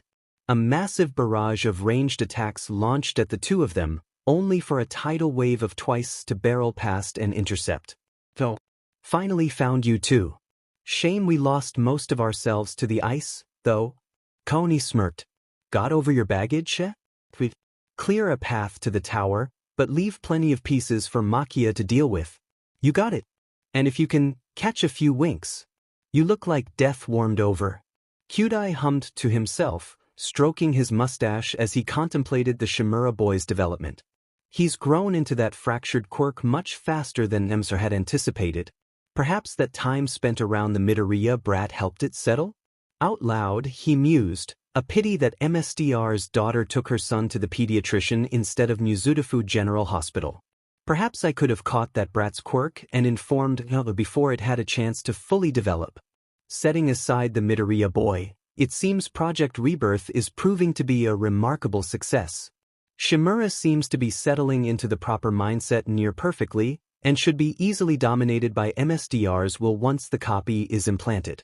Yes, things are shaping up rather nicely, even with Kurogiri being found by the heroes on one of his errands. I think I'll take pity on them and send Gigantomachia out early. Dabi grunted under his breath as he countered yet another barrage of ice spikes from this Parka D-head. You're really starting to get on my nerves here. I started this whole long-term revenge planning gig because of dear old dipshit Dad, right? Yeah, he wanted a kid who'd surpass all might, and once cremation came in, he started pushing me way faster than I could go. It's futile, Dabi. Your body can only last for so long, while I can keep replenishing my reserves forever. Wait, no, that's not right. Back when it was just me, Dad trained me, sure, but now that I think about it, it was 'cause I saw how cool he looked on TV and wanted to do the same kind of stuff. And I kept wanting to learn all his flashfire fist move, 'cause they were cool as shit, but I kept going too fast for my body to handle. Dad kept telling me to slow down, to develop my fire resistance before I worked on the stronger moves. He didn't train Fuyumi, but she didn't want to train. Yeah, well, tough melons, 'cause I'm gonna keep going until I drop dead. And then All Might hit the 5th year in a row of being #1, and Dad started getting ticked. And Natsuo was born, and Dad was annoyed that he was stuck with imperfect me. And I kept pushing strong, but he got more insistent that I slow down, because a burned corpse wouldn't get the #1 spot. And then Shudo was born, and then his quirk came in, and Dad started training him. That can easily be arranged. And I got pissy, cause Dad wasn't willing to train me anymore, and Mom was losing her grip on reality by that point, and Fuyumi was trying to be Dad's perfect daughter, and Natsuo just didn't care about anything. Nobody else in the family really looked at me, paid attention to me, made me feel like I belonged. Dabi narrowly dodged a wave of ice, grunting with exertion. Come on, is that all you've got? I've seen Slurpees with more chill than that. I thought I wanted revenge, for the world to see what a piece of shit Endeavor was and to turn on him. But when Mom showed up against Hood, and when she was so ready to be Mom again, even knowing everything I've done, all that hatred just kind of vanished. Was that really what was driving me all this time? Just some kitty longing to be accepted, acknowledged, noticed? Was that all I really needed? Parka Dude blocked a wave of fire with a wall of ice. Come now, Dabi, I thought you were supposed to be strong. I've seen lighters with more heat than that. Come to think of it, ever since I signed on with the league, all the revenge sheet kinda took a backseat whenever we were just hanging around the base. Doing villain sheet brought it back to the surface, but when I just lounge in a booth and chill, sheet just felt like everything was right in the world, in a way. Not literally, sheet was still F-ed in a lot of ways, but just hanging with the league. It was nice. Satisfying in a way I never thought just relaxing could ever be. The realization hit at the same time as a chunk of ice to the head. Dabi winced in pain, clutching at his throbbing temple, but started to chuckle. Parka Dude tilted his head. What, no more snappy retorts? Dabi smirked. Nah. Something just clicked. Funny thing, the old me probably would have been way on board with your little free all quirks sheet. But the thing is, if you guys had it your way, I'd never have found the one group that really seems to get me. Your precious Grand Commander said you guys would crush the league, right? Sorry, but that's not gonna fly. The league's the one place where I really fit in, and you've got a snowball's chance in a forest fire of stomping that out before I keel over. Rikia glanced back as the elevator hissed open, revealing a man wearing a black and white jumpsuit. Oh hey, you've gotta be the Redestro JRK who forced us here. Rikia chuckled, turning towards the man. You must be twice. Jiren has spoken highly of your meta ability, but I must admit, I wasn't expecting you to make it this far. Jiren slowly lifted his head. Babaigawara? Sludge poured from the villain's hands, transforming into 2 clones of himself and replicas of Shigaraki, Dabi, and Compress within seconds. Alright, listen up. You're all clones, so don't worry about dying. More clones of Twice began forming, and Rikia sighed, channeling his meta ability into a bent finger. Still, it's a troublesome power, one of the Twice clones charged, and Rikia slashed his knuckle through the man's head, reducing the clone to sludge. Though offset by the fragility of the clones. Oh, and by the way, do you not understand what a hostage is? Babaigawara, if you make any more clones, I'll kill Jiren.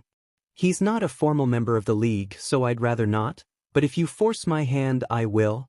The Shigaraki clone patted one of the Twice clones on the shoulder. It's all good. You've already given us the numbers advantage. The Dabi clone filled its hands with blue fire. We've just gotta retrieve the broker, right? Rikia sighed, feeling his meta ability writhe under his skin. He allowed its power to flow through his left arm, repulsive as its appearance was. A single swing reduced all but one of the clones to mush, and blew out a majority of the windows to his right. Utterly useless compared to the real thing. Ridiculous how he believed numbers would bring me down. Jiren. The remaining Twice clone rushed over to where the broker had been blown onto his side. See, your fingers really are gone. And they're all from your right hand? How are you gonna smoke your natural American spirits now, huh? Jiren coughed and grinned weakly. Sorry man, he got the info out of me. I'm a terrible broker. Don't you dare apologize, Jiren. Only guys who've screwed up need to apologize. Rikia huffed, reaching out towards the clone's head as his meta ability discolored his fingers. Honestly, your power is wasted on a chatterbox such as yourself. Excessive emotion is nothing in the face of a clear goal and the drive to achieve it. Disappear beneath our will. A clear goal, huh? Rikia ducked as the Shigaraki clone swiped a hand at him. Sounds like you guys have some kind of noble dream. Oh, you're still alive? A quick backhand forced the clone to disengage. A noble dream, etchem? Then let me test you. His meta ability flowed through his veins, awoken by the emotion connected to the story he'd heard over and over throughout his childhood. Once, there was a woman who gave BRTH to a child with a meta ability. This was decades ago, back when they were still feared, when the world was still in chaos.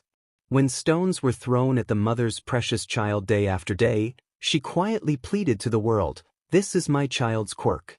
Please make this a world where my child can live freely." But her pleas were drowned in scorned laughter, and she never raised her voice again, because she was slaughtered by those who sought to stomp out meta abilities. The clone scoffed. Congrats, you've had a history lesson on the origin of the term quirk.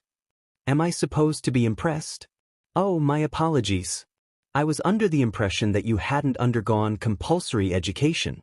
In any case, as heroes and vigilantes became more popular, and the government tried to rectify the situation, they unearthed her appeal while hashing out the political measures. They said, a meta ability is simply a part of one's personality, a quirk. And yet, the actual policies that were implemented only serve to suppress meta abilities even further. Changing the name is pointless. It only serves to make people avoid using the power they were born with. If people cannot freely use their natural abilities, then it's not real freedom. The first Grand Commander, Destro, decided that this was not the future his mother wanted.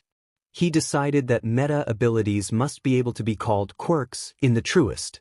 So, the government, of course, didn't like that.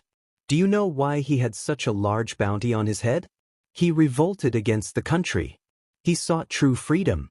That is why I will accomplish his dream. As his descendant, with his BLD flowing through my veins, I am Redestro.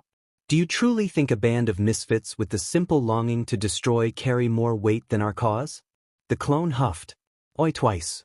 If you want to protect Jiren, then get ready to cushion him. Rikia bristled. Did you not listen to a word I said? The twice clone blinked. Cushion? I got caught on the window with that wide swing.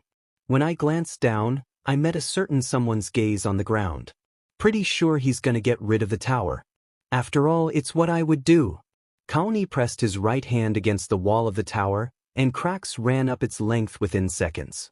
He stepped back and watched as the whole building crumbled to dust. Good news was that a pile of twice clones softened Jiren's landing, even though they died as soon as the broker hit. Bad news was that the boss didn't seem fazed by the drop at all. Humans are supposed to die when they fall from that high up. You've got to be the boss of this level. The guy rose from the rubble, his body swollen even bigger than the beefiest Nomu. I never got your answer. Kaoni smirked.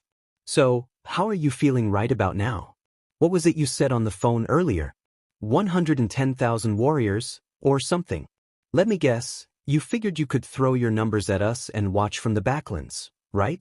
You didn't think we'd get this far against that many mobs. And then, to have it all fall apart around you. How's that make you feel? He slammed his hand against the ground, and it shattered like glass. One of the twice ran from the destruction with Jiren over his shoulder, and Kaoni jumped back as Redestro crashed down where he'd been standing a moment ago. How does it make me feel? Furious, of course. But I'm the kind of person who bottles up my anger. I store it away, up until I need to release it on the poor soul who brought it out. You killed many soldiers to get this far, didn't you? Kaoni dashed to the side as a massive hand shot out, the thumb and forefinger pinching around where his palm would have been. Is that the hand that committed such evil? Kaoni lunged towards the giant, only for both of his hands to get caught and pulled away. Then he's faster than the size would suggest. You know, a common saying is, don't judge a person by their quirk. It's a good lesson for the younger folk, and one that I was taught growing up, too. But the thing is, meta abilities are directly linked to personality. With the power to destroy anything by touching it with 5 fingers, what does that mean about your personality? The pressure increased, and Kaoni bit down a curse.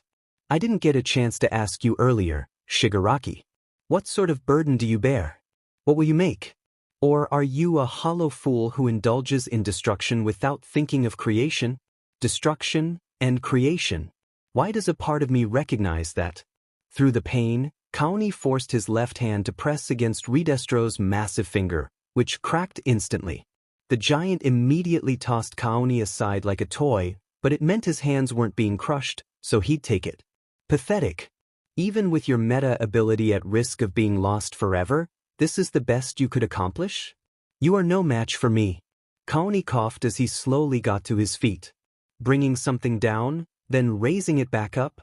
Deconstruction and reconstruction. It sounds so familiar, but I can't quite grasp it. Damn it, it feels like my head's splitting apart trying to pin it down.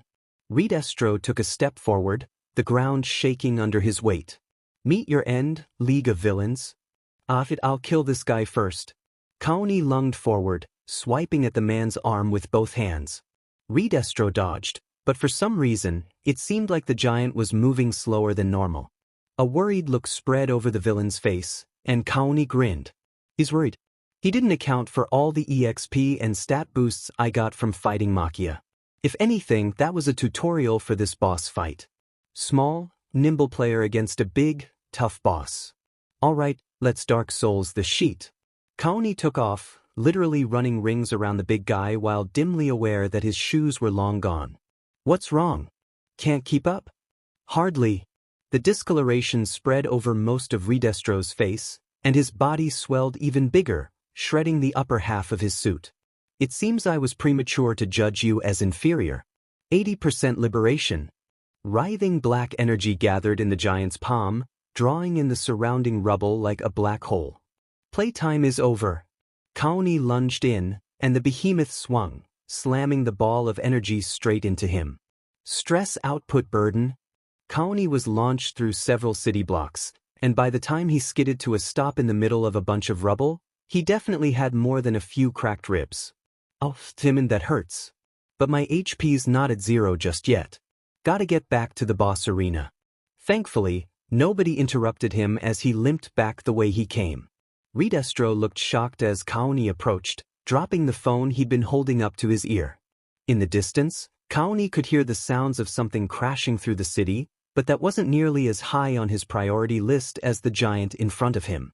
You asked me what I'll make, right? Well, if I ever figure that out, I'll be sure to let you know. Right now, I'm just gonna destroy. Ridestro scowled, the energy coating his massive form writhing. Then disappear. A world with no creation has no future. Future? Who the heck cares about the future? All I care about is the present, and the league that has to live in it. I'm gonna tear it all down, so the league can do what they want. The giant rushed at him, black energy spilling from his hands. Kaoni looked up, and something seemed to settle in his eye. He lazily swung out, and the energy splashed out on both sides of him. Ridestro's eyes widened, and he took a step back. What? Kaoni grinned. If I destroy it before the swing, it's not much. I think I finally get it, though. Tearing down what you hate, with everything you've got in you. It's fun. The giant's eyes narrowed, and he hit a button hanging from a belt loop on his stretched breathes. Several huge pieces of metal shot up from the rubble, before falling back down and wrapping around the man's body. My power is a means to an end, to carry out Destro's will. The metal turned into a suit of armor around the giant, clamping down strong enough to spray BLD out through the gaps. 150% stress. Kaoni cracked an eyebrow. 150%? That's cute. The armored giant slammed his fists together, then launched a lunging right hook. Kaoni held out his hand, and the attack stopped dead in its tracks, the metal underneath crumbling to dust in an instant. Jets shot out from the armor's feet, and Ridestro leaped back. Guess this is your own plus ultra, huh? He knelt down, holding his hand just above the dirt. Only fair to return the favor. He dug his fingers in, and the ground shattered, the destruction shooting across the crater and spreading up the metal giant's leg. Ridestro shot into the air, but Kaoni barely even noticed. As the city disintegrated around him, he couldn't help but laugh. As much as he was a manipulative BSTRD, All for one had a point. It's DMN satisfying to crush someone with overwhelming force. Glanced up, his grin widening as he saw Redestro's armor crumble away piece by piece, revealing a normal-sized man looking down at him in terror. Your cause, your pride, your city? Just let it crumble to dust and blow away in the wind. Within seconds, the center of Deika City was completely annihilated.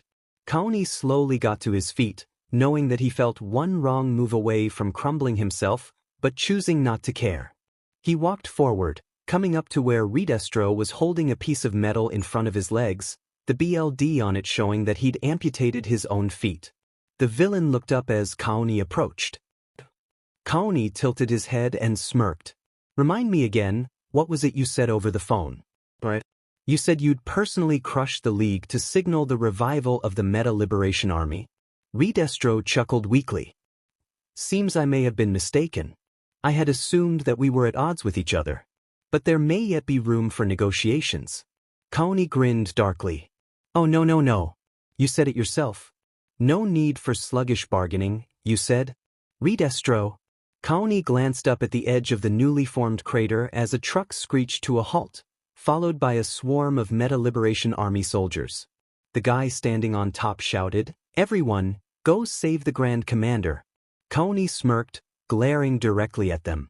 A wave of fear rolled through their ranks, and he chuckled. So much for your infallible cause, huh? MSDR's successor? Kaoni turned to see Gigantomachia standing at the edge of the pit, tears forming in the monster's eyes. Yo, Machia. Still think I'm too weak? The giant slid down the edge of the pit, shrinking as he went until he slid to a stop at Kaoni's feet, now only about 3 times the size of a normal person. No, new MSTR. You are strong, very strong. I see now how strong you are. I will serve you as I served a... Kaoni grinned. Glad to hear it. He glanced back at the remains of the Meta Liberation Army, who shivered under his gaze. These guys threaten my league. I don't like that. Wanna do something about 'em? Gigantomachia rose to his feet, eyes roving over the army above. A rumble echoed from his throat, and the soldiers stepped back. It would be my pleasure, new one. Go ahead, then. As the giant charged towards the shrieking masses, Kaoni turned back to the shivering Redestro. In the back of his mind, he was aware of the rest of the League sliding down the edges of the crater to join him. You thought you could just force us into coming to you and be crushed underfoot because we were the big name in the underworld, huh? Decided we needed to be stomped out just because we weren't preaching your oh-so-mighty cause? Dabi grunted, crossing his arms. From what the Parka guy kept shouting, it seems like at least part of M believe in strength being the only thing that should matter. Considering that line of thinking nearly effing killed me before, I'm not a fan. Himiko blew a raspberry. The mean blue lady wanted me to be normal and for Big Sis to be Yudasuji, whoever that was. That wasn't very cute, so I put a knife in her head. Spinner huffed. Hanabata kept calling me a weak meta, and he said he didn't think I could accomplish anything. These guys haven't earned any points in my book. The original one, hissed in pain. Pretty sure one of their guys tried to kill me using fake MES. Sure, he let me know I'm the real deal, but it still hurts like hell, damn it. Compress chuckled. I didn't have any personal encounters, but more than a few soldiers certainly tried their hardest to put me down for good. Personally, I don't see much point in trying to make allies from enemies. Kaoni stared down at Redestro. Hear that? None of my party seems to like you all that much. Plus, you went after Jiren, one of the few guys I actually like. So don't think for a second you can negotiate anything. I told you earlier, I'll destroy whatever gets in the way of the League doing whatever we want.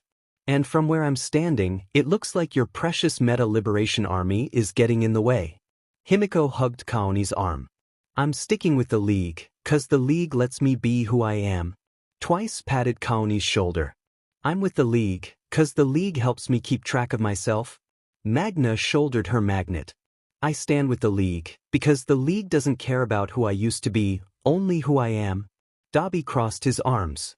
I'm with the League, 'cause the League is the one place that's really accepted me for good. Spinner huffed.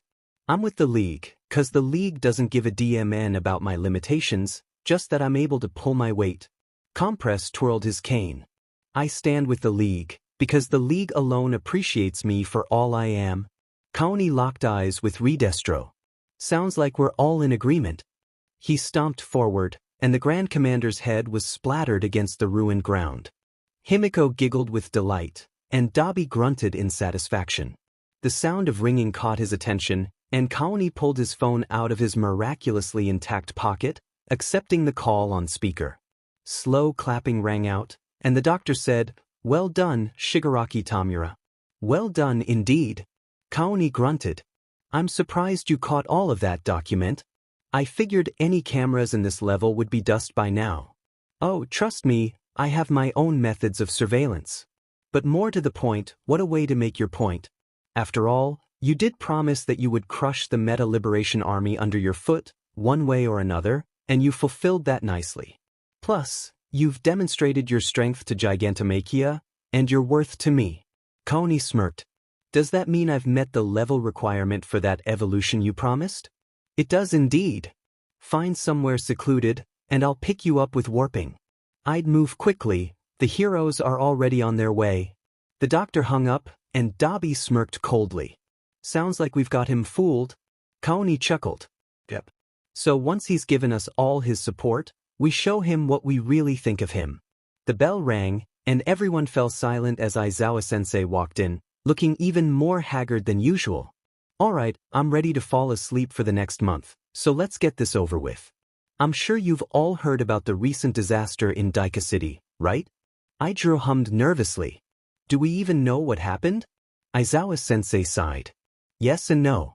Turns out, the city was serving as the headquarters for a second coming of the Meta Liberation Army. Unfortunately, we were only able to find that out posthumously." A chill ran down Izuku's spine. Who or what could have annihilated an entire city so quickly? Tenya frowned. What about all of the pro-heroes stationed in Deika? How could they be unaware of such a thing happening under their noses, or be unable to stop whatever caused the army's destruction? Aizawa-sensei pinched the bridge of his nose. Because apparently, the army already had its fingers in the hero industry. Digging through the wreckage, we found that every single pro-hero with an agency in Deika had ties to one or more of the companies connected to the MLA. To be precise, leadership was split between Shueisha Publishing, Feel Good Inc., the Hearts and Minds Party, and especially Detnerat. Momo's head snapped up. "That new support company?" Aizawa-sensei scoffed. "They only acted new to the field. In truth, Detnerat was building up resources long before it entered the public. We also found evidence that they were supplying low-level criminals with intentionally shoddy gear as some twisted form of R&D. Shudo grunted. Father was rather annoyed when he tried to confiscate gear from that cider house gang, only for it to literally fall apart in his hands. At that time, Slide and Go said it was simply black market incompetence, but since he was stationed in Deika, Aizawa-sensei nodded. Slide and Go was found dead from multiple stab wounds in a district on the outskirts of the city. When we searched his agency, we found that he was also part of the MLA. Izuku froze. Stab wounds? The teacher cleared his throat.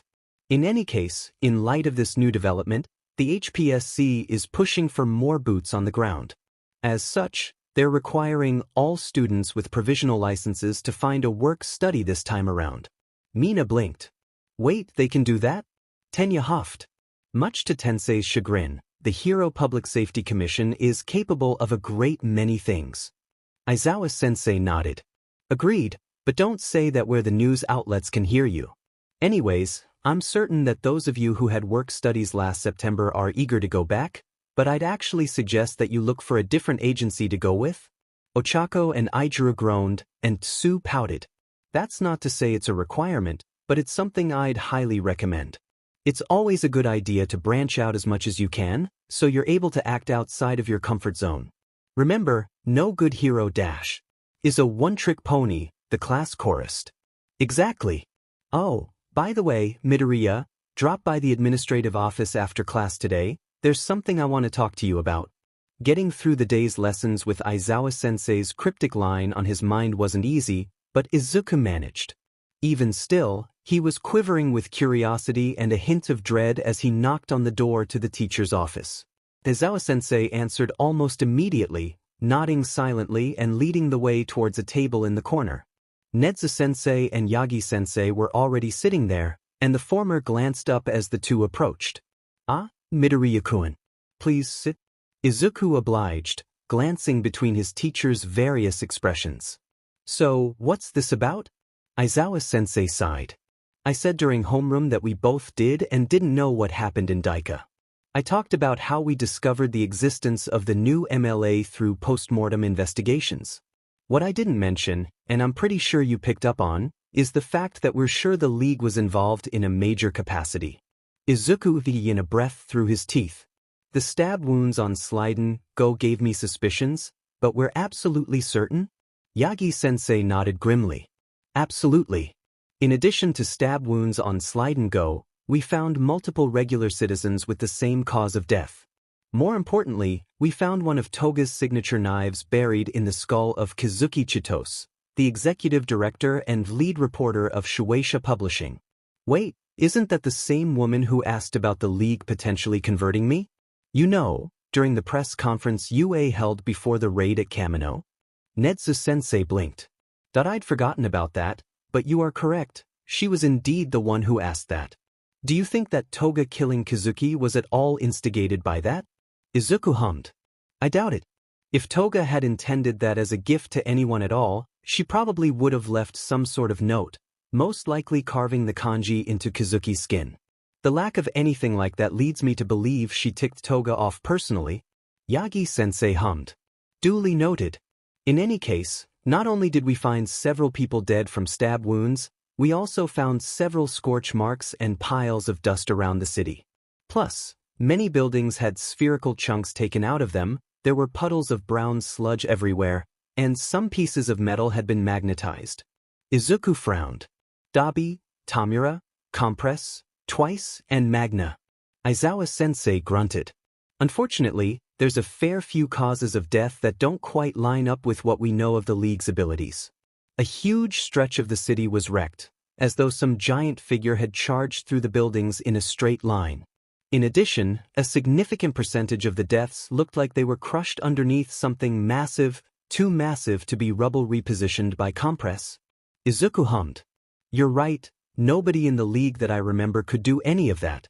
You think maybe there was another force at play, something All for One had in storage as a backup plan?" Yagi-sensei frowned. "It's possible. Early in my career, long before I faced All for One in person, I heard rumors about a living mountain working for him. That sort of description would line up with the destruction and deaths that the League wouldn't account for." Izuku winced. "So now we've got to worry about a living mountain that, knowing All for One, is completely loyal to the guy and has almost no chance of being converted or diverted?" Nedzu-sensei nodded grimly. "It would appear so. Our only comfort at the moment is that my recent overseas call has borne fruit." Aizawa-sensei straightened. "You managed to get him over here?" Nedzu-sensei smirked. "Indeed I did, Shida-kun. He should arrive back in Japan within the next 24 hours. If my predictions are accurate, he will instinctively head towards his old home base first. Sad to say, he will find it no longer there, but you should be able to intercept him if you leave within the next hour." Izuku blinked. "This guy sounds important. Should I know about him?" Aizawa-sensei chuckled. "Yes and no. He's just a dumb kid I used to keep an eye on in Naruhata, who happened to get hired as a sidekick over in America. Your dad might know more, ask him." Katsuki glanced up as the nerd walked in, taking off his shoes as Ida ran up. "Welcome back. If it's not too invasive, may I ask what Aizawa-sensei wished to discuss with you?" Izuku sighed, the kind of bone-weary sigh that Katsuki's old man would let out after dealing with a particularly difficult outfit design. "Unfortunately, I'm pretty sure he wants me keeping that stuff on the down low for the time being." "Sorry, Tenya?" Ida nodded. "I understand, Izuku. By the way, your mother dropped by the dorms earlier with a large supply of leftovers." Izuku snorted. "Yep, that sounds like Mom. Let me guess. She was watching the news about Deika and cooked more food than she could fit in the fridge at home?" Ida coughed into a fist. Katsuki rolled his eyes with a smirk. "Hey, at least she's stress cooking and not stress eating." The hag would be horrified if she couldn't drag Auntie into her 25 at 40 photo shoots. Izuku rolled his eyes as he walked over to the common area, vaulting over the couch and slumping against the cushions. So, anyone still debating where they want to go for work studies this time around? Yaoyorozu tapped her pencil against a piece of paper lying on the coffee table. Tenyukun believed it would be prudent for the class to compile their intended agencies, but not make any final decisions until you were able to provide feedback. Izuku blinked. Wait, you guys waited for me? Why? Katsuki huffed. What? Is it so strong to believe we'd want the class rep to be in the know? Ijiru snorted. Besides, you know a ton about pro heroes, it's only natural we'd want to consult with an expert. Izuku blushed. Oh, come on, Katsuki's at least as into heroics as I am. Katsuki grinned. Nah. You've always been the more obsessed out of the two of us, ever since we were both in diapers. Now come on, bless us with your omniscience, oh wise and all-knowing hero nerd. Izuku rolled his eyes, but picked up the paper anyway. Alright, let's see what we've got here. Yuga and Mina are looking at Yoroi Musha. I dunno, he's kinda stubborn about doing hero work a certain way, and the whole point of a work study is to learn. For Yuga, I'd recommend looking into X-less, for obvious reasons. For Mina, I'd suggest manual, since he knows a lot about getting creative with limited output, which she could stand to learn. Tsu's looking at Gang Orca? Solid pick, he does a lot of aquatic work and knows a lot about leaning into his natural mutations, she'd pick up a lot. You're thinking about going with manual? Ida sighed. I wish to make up for my internship. Izuku hummed. I understand the sentiment, but save that sort of thing for if you want sidekick opportunities. The point of a work study is mostly to benefit you, so I'd recommend something else. Ingenium's back in action, have you considered running with him for a bit? He paused, then snorted. Pun not intended. Ida blinked. You know, I somehow completely forgot that I could seek out a work study with Team Idaten. Possibly because he already helps me train at home. I will contact him through the official channels and ask. Izuku nodded. Good thinking. Uchako's looking at Ryukyu again. Not a terrible option, Ryukyu has already helped her become a really heavy hitter, but maybe she should consider branching out a little bit this time. This is gonna sound a little weird, but is Mount Lady available? Yayorozu hummed. Why her? Well, mostly as a mutually beneficial arrangement. For Mount Lady, having an intern from Yue, one of their rising stars, no less, would be a serious boost to her public approval ratings, which I think she deserves. Plus, I get the feeling that she needs a custom-built agency to work in, especially after that Quirk mishap a while back. Which leads into the benefits for Ochako. 1. If she gets her parents' company to do Mount Lady's new agency, that'd be a boost to their reputation, and they probably wouldn't have to worry about budget as much anymore. 2. Ochako's a solid fighter by now, but I think she could still use some more spatial awareness.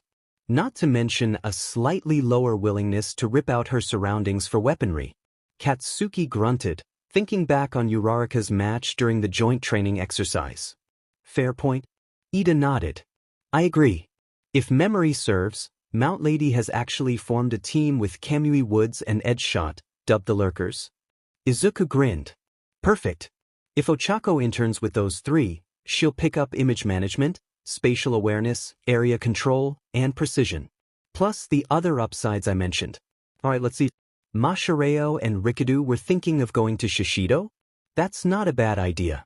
Mashireo could stand to let loose a bit, and Rikadu could use some tips on how to work effectively when his cognition is weakened. Still undecided? Katsuki huffed. Apparently, he didn't know any good electricity-based heroes in Japan that he could intern under. He figured he'd be better off leaving his fate in your hands. His words, not mine.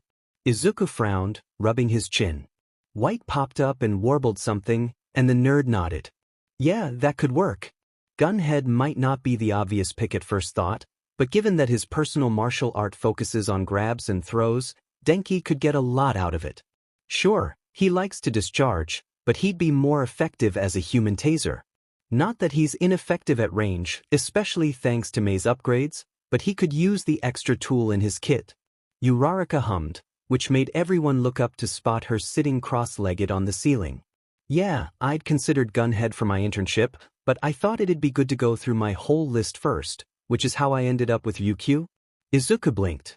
How long have you been sitting up there? Uraraka giggled. Long enough to hear what you said about the lurkers, which I totally agree with, by the way. Oh, and for the record, Mom and Dad have been doing better, now that their daughter is one of Ryukyu's prized interns.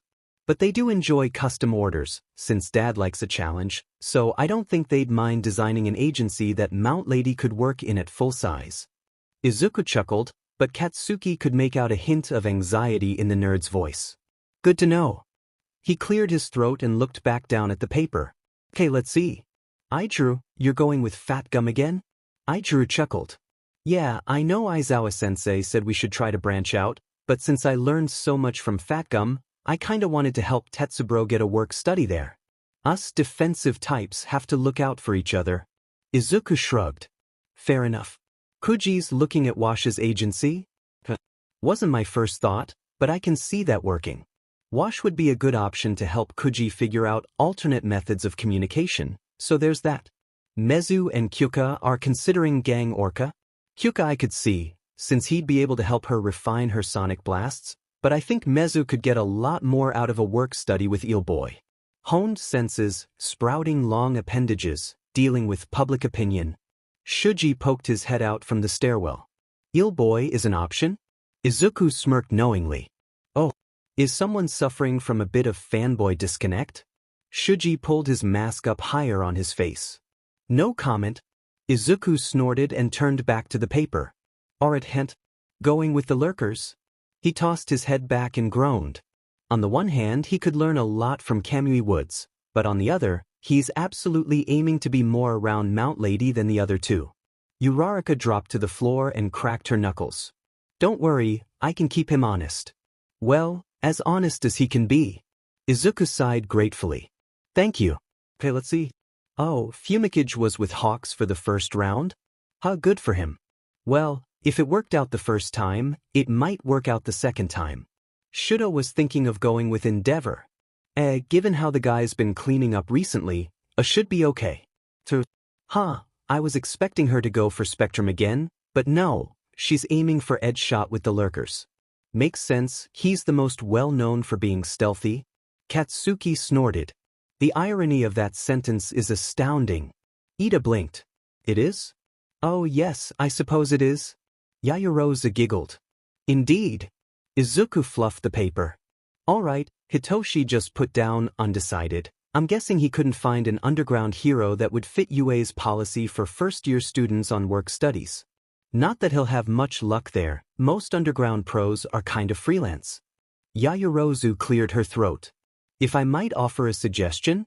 Kiyama-sensei recommended that I look into the magic hero, Majestic.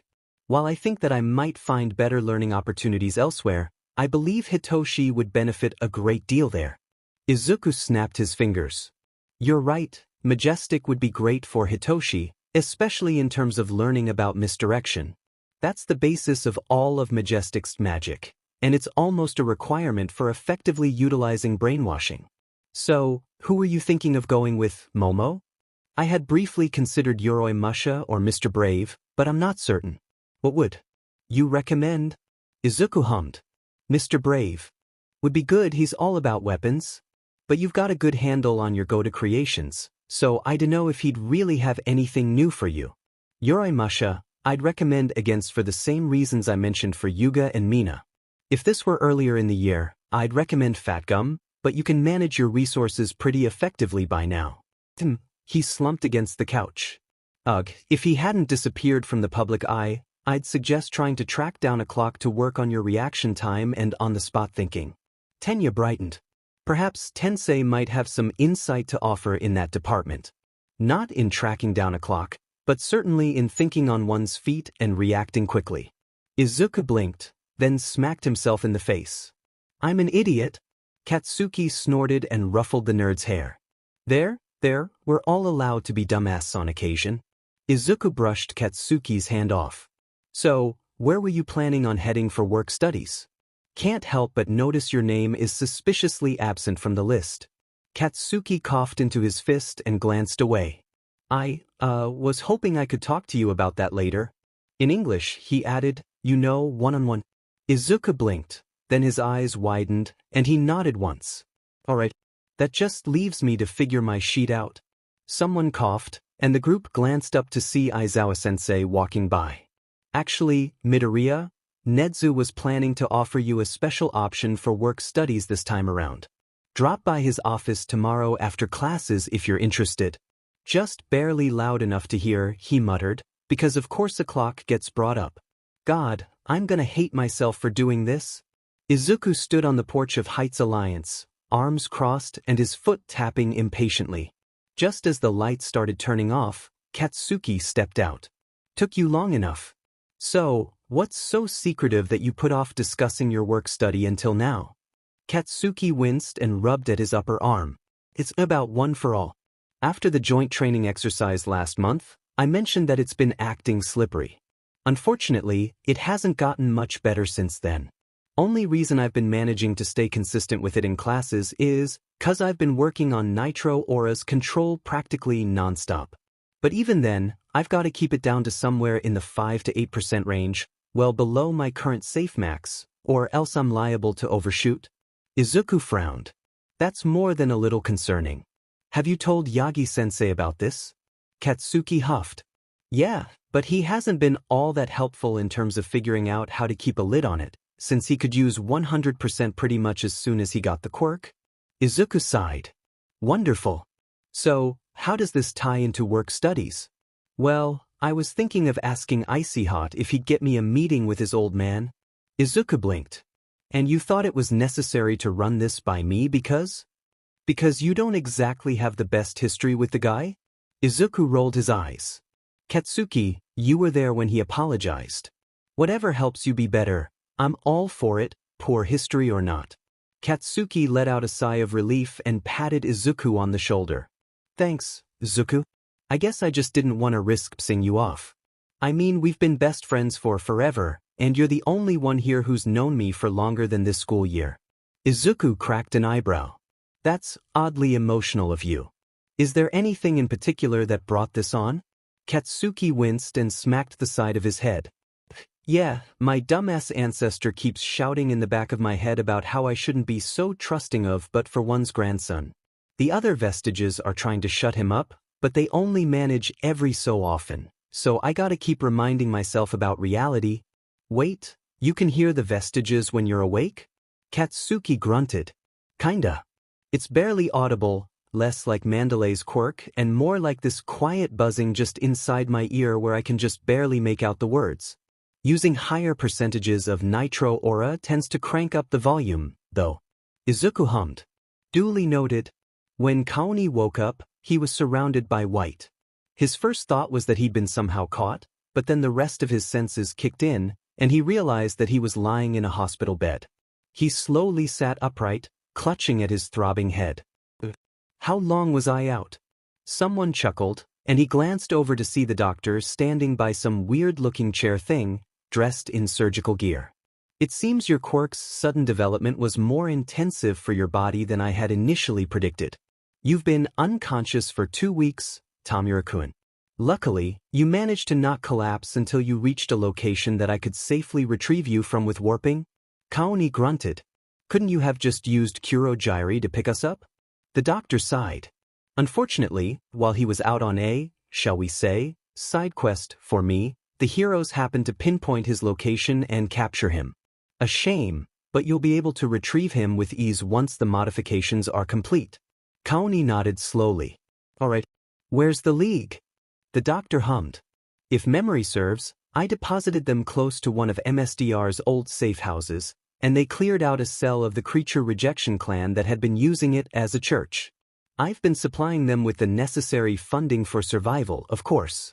It wouldn't do for your allies to starve to death, especially after they proved so instrumental in your development. Good. So, what mods am I getting? Patience, lad. First, let me ask you something. As you know, your quirk developed recently on account of the training you've put in against Gigantomachia and the stress of battling that Redestro fellow. You are now capable of destroying not just what you touch, but also anything connected to it. In short, You are destruction itself. With that in mind, why would you seek out further power? Kaoni smirked. Sure, I might not need it. But a demon king isn't much of one if he doesn't seize any power that CRP's up. He glanced down at his left arm, noticing the huge patches of skin flaking off of it to reveal the muscle underneath. Plus, clearly my quirks weigh 2 DMN strong for my body to handle now. I'm getting hit with recoil. So if you can get my base stats up to the point where my abilities won't backfire, then I want it. The doctor chuckled. And what you want, you either receive or will take, correct? Obviously. Like, sir, like student. The old fart started fiddling with the monitors around the room as Kaoni hobbled over and sat in the chair. This research was originally made to help MSTR. As the generations passed, quirks mixed together and grew stronger, more complex. As the pace of memory expansion increases, the hardware lags behind, and control is lost. That's the quirk singularity I theorized about ages ago. If the hardware isn't upgraded to handle the amount of memory, people won't be able to keep up with evolving quirks. Signs of that were already starting to show up in the 4th generation. Naturally, being able to use multiple quirks, MSTR recognized the seriousness of the issue. Kaoni grunted. Whatever. How long is this gonna take? The doctor sighed. Kids these days. No patience, I swear. But to answer your question, you're going to endure, at most, 4 months of utterly hellish pain. Depending on how developed your quirk is, this could take more or less time. But if you persevere, everything you longing will be yours to take. That includes one for all. Kaoni paused. One for all. What's that? Of everything MSTR desired, it was the only power that didn't bend to his will. The only quirk that he could never take. Kaoni blinked. Really? That sounds like one hell of a quirk. What kind of power is it? The doctor chuckled. Oh, I'm sure you're quite familiar with it. Did you ever wonder about the name of All Might's quirk? Kaoni's eyes widened. All Might's quirk? So that's one for all? The strength to crumble whole wards and change the weather with one punch. No wonder All for One wanted it so badly. The question of if I want it is still up in the air, though. I can see those gears turning. So, are you ready to begin? Kaoni chuckled. Let's get this started. Can't wait to see the look on his face when the truth comes out. About time. Momo giggled behind her hand as Tensei-sen wrapped one arm around Tenya and started digging his knuckles into his younger brother's head. Tenya sent Momo a look of pure betrayal and grabbed Tensei-sen's hand, forcibly lifting it away from his hair. Tensei, please. We are here in an official capacity. This is not the time for personal interactions. Tensei-sen laughed heartily and stepped back, fists on his hips. Come on, Tenya. Can't a guy be happy to see his little bro? Tenya huffed, fixing up his uniform.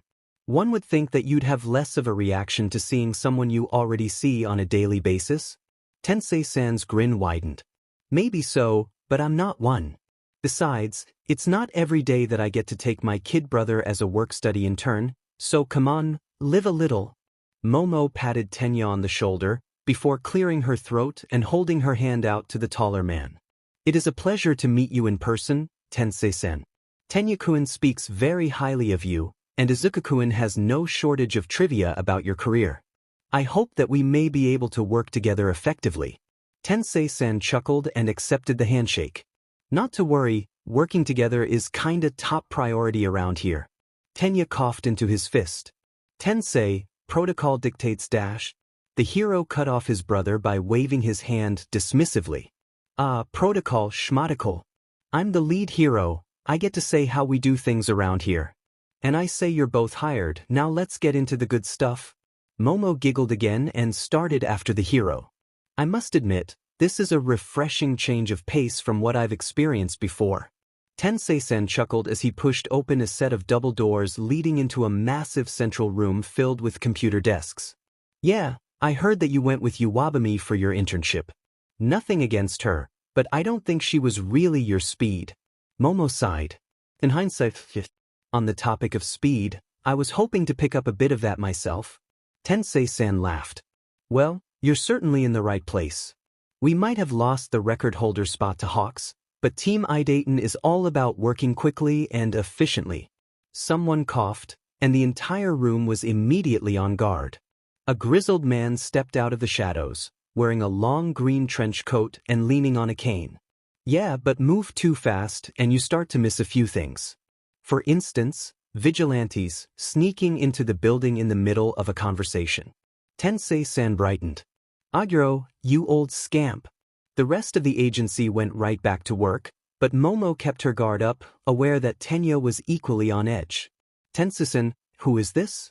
Tensei-san walked over and threw an arm around the stranger's shoulders, eliciting a cold grunt. This is Aguro Iwao, an old buddy of mine from the earlier days of my career. Tenya, I'm pretty sure I've told you as much about Naruhata as I was allowed to. You should know who this is. Tenya's eyes widened, and he stepped forward, holding a hand out to the grizzled man. It is an honor to meet you, sir. Tensei speaks highly of your prowess, though I must admit I am somewhat uncomfortable with your, shall we say, methods.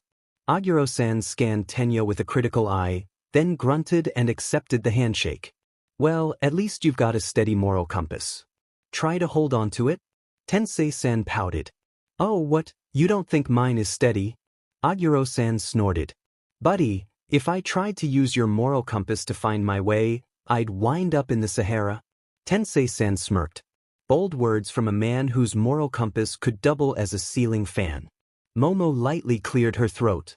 I don't believe my question was fully answered, and I don't appreciate being left in the dark. Aguro-san huffed.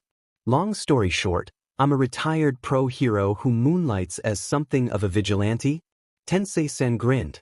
Well, technically speaking, what you do can't exactly be considered vigilantism. Tenya blinked. But it can't? Aguro-san chuckled. Kinda need a quirk for the law to call it vigilantism, kid. Unfortunately for me, I lost mine a couple decades back. Momo inhaled sharply. You lost your quirk? But how? Tenya frowned. Based on the time frame, it couldn't have been to the Shy Hasaikai.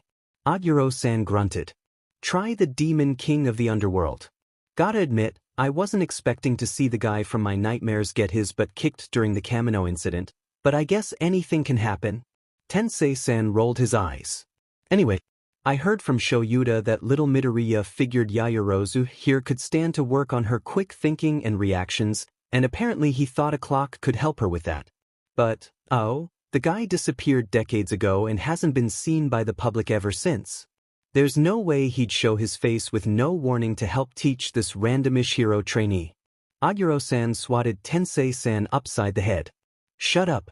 I'm only on the grid because Eraserhead called in a favor for a different thing, and I just happened to be in the area when this came up. Tenya blinked. You were the high-speed hero, clock. Aguro-san chuckled. Used to be. Personally, I prefer the name the Chinese gave me. Tensei-san rolled his eyes. Yeah, Hyper Quad Fist is way cooler. I've heard it 1,000,000 times already. When are you gonna stop with that? When my heart stops beating. Didn't it do that once already? When it stops beating for good. Tenya looked like he was about to have a brain aneurysm, so Momo took pity on him and loudly cleared her throat. While I'm sure the two of you have plenty of catching up to do, there is undoubtedly work that needs to be done. Tensei-san coughed a couple times and straightened. Right, so here's how this is gonna work. Both of you are gonna be working with Team Dayton as a whole, but I'm gonna serve as Tenya's direct supervisor, while Yaoyorozu will work with Aguro. You'll be considered on the same level as the regular sidekicks, but any time spent not on patrol or paperwork for said will be used for personal training. Tenya, I'll be working with you on some Ida family traditions when it comes to honing engine.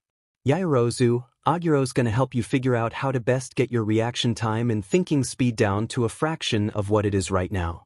All good? Aguro-san grunted. Still don't know why you think I can teach her. My quickest thinking happened when I still had my quirk. Tensei-san rolled his eyes. Yeah, but you came up with techniques to maximize overclock's efficiency, techniques that you still apply even without it? Aguro-san grunted, locking eyes with Yaoyorozu. Alright, miss it. I'm gonna let you know now don't play nice. Out in the field, letting your guard down for even a second can get you killed. Villains aren't gonna hold back, so neither will I. If the going gets too tough for you, ain't no skin off my back if you decide to drop out. Still wanna give this a shot? Momo met the man's stare evenly. I must make use of every resource available to me in order to ensure victory. I will not back down, no matter what you throw at me. A grin spread over Aguro-san's face. That's what I like to hear. Hisashi paused as someone knocked on the door, turning off his welder and flicking his mask up. That's weird, I thought the kiddos were all away for their winter break work studies. Mei glanced up from her own project. Yeah, and Digger-sensei doesn't bother knocking. Hisashi set down his tools and moved towards the doors to the workshop, cautiously swing one open a couple inches. Who are you, and what's your business here? A hoodie flew through the gap and smacked him in the face, and Hisashi instinctively took a few steps back, pulling the garment off his head and staring down at it. His eyes widened, and a chuckle came through the door. That a good enough answer for ya? Hisashi flung the doors open with a wide grin. Koichi, what are you doing in Japan? I thought you were still with Captain Celebrity. A young man stepped inside with a cheeky grin and a small scar on his left cheek. Well, technically speaking, I'm still with the captain, but apparently your principal decided something over here needed my experience, so here I am. Of course, I wasn't really expecting to run into you again while I was here. Mei flicked her welding mask up and set down her tools. Forge-san, who's this guy? Hisashi beamed. Oh right, you haven't met. Mei, this is Koichi Himawari, known in the US as the Skycrawler. Mei grunted. Giggle. What's he doing here? Koichi rolled his eyes with a smirk. What? I can't check in with an old friend when I hear he's in the area. Although, I'd say this is a step up from what you were doing before. I mean you're still building, but now you build stuff with an actual use? Hisashi snorted. Still not a fan of merch, I see. Koichi grinned. Hey, the only merch I need is what you've got in your hands there. He snatched the All Might hoodie out of Hisashi's grip. I'll take that back by the way. Hisashi chuckled lightly. I bet you hold onto those even tighter since last summer, huh? Koichi sighed. Yeah. Wasn't expecting to lose the big guy like that, but hey, if Knuckle Duster taught me anything, it's how to roll with the punches. Mei coughed. So, how do you two know each other, exactly? Hisashi chuckled. Well, I used to work at a merchandising company in America, and this guy's a sidekick in America. You do the math. Koichi huffed. Let it be known for the record that our first meeting was held against my will. I told Cap that I didn't want merch for me, but he insisted that it'd help my reputation. Hisashi snorted. And it was the best against your will meeting in your life. Says you? Mei rolled her eyes and turned back to her project. Alright, cool, glad you two could catch up or whatever. If he's here for hero business, isn't there stuff he could be doing while you supervise, Forge-san? Hisashi blinked. Alright. What sort of experience did they need you for, Koichi? Just like that, the mood plummeted. Koichi let out a hiss, his expression grim. The villain factory. Hisashi blinked, then swore under his breath. Right? The parasite in Monoma's head. Mei's head snapped up. The what in the who now? Hisashi sighed. We're keeping it on the down low, but the copy kid in 1B was apparently a sleeper agent for the League. He had a genetically engineered parasite in his head that would influence him, either subtly or oppressively, to find important intel for them. That's how they knew when to attack the USJ, how they knew where the training camp was. Mei's expression darkened. So the thing was the reason that Pink almost died and Captain Rainbow went into a coma? Hisashi nodded grimly. If you'd like, I'll put in a request to Nedzu to let you test your babies on it once he's done with it. She reached down and patted the briefcase next to her workstation. Nah, being a testing dummy is too good for it. It needs punishment. Koichi shivered. Should I be concerned about the capitalization? Hisashi nodded once. Very. Katsuki stood at attention, firmly meeting the gaze of the number one hero. Endeavor returned the stare evenly, and after a few seconds, the man grunted. Alright, I'll cut to the chase. What do you hope to accomplish by securing a work study with my agency? Katsuki sighed. It's a little selfish if I'm being honest. My quirk's been a little finicky lately, and I was hoping I might pick up some pointers on how to regulate it. You know a hell of a lot better than most how to do that, since your flash fire fist techniques run the risk of heat slide if you launch too many of them. Endeavor huffed. Is that all? You believed you would convince me to take you on as an intern solely because you see me as the best source of advice for your personal problem? Katsuki chuckled. Hey, you asked what I was hoping to accomplish by securing a work study at your agency. I figured the part about saving lives would be the goal at any agency I interned with, so I just cut to the chase of why I went with your agency specifically. Besides, didn't you make your debut as the #1 by challenging everyone to be better than they were the day before? I figured personal improvement would be big for you. Icy Hot snorted. He makes a fair point, father. Endeavor rolled his eyes. Is this part of my karmic retribution? Having to endure the wit of teenagers? Burnin snorted. I dunno, boss man, I think they're great. Kamiji, you're not much better, yourself. Katsuki smirked. So, what's your call? If you think you can't handle me, I'm sure that Sir Knight I would be plenty willing to take me on again. Endeavor's eye twitched, and Katsuki knew he'd hit a sore nerve there. Mouthy, aren't you? Well, let's see if you're still so eager after today. Burnin paused. Boss? Don't think you're in yet, because you aren't. Consider this an entrance exam. You'll shadow me for a standard patrol. If you can manage to find and take down a villain before I arrive on the scene, I'll take you on as a work-study intern.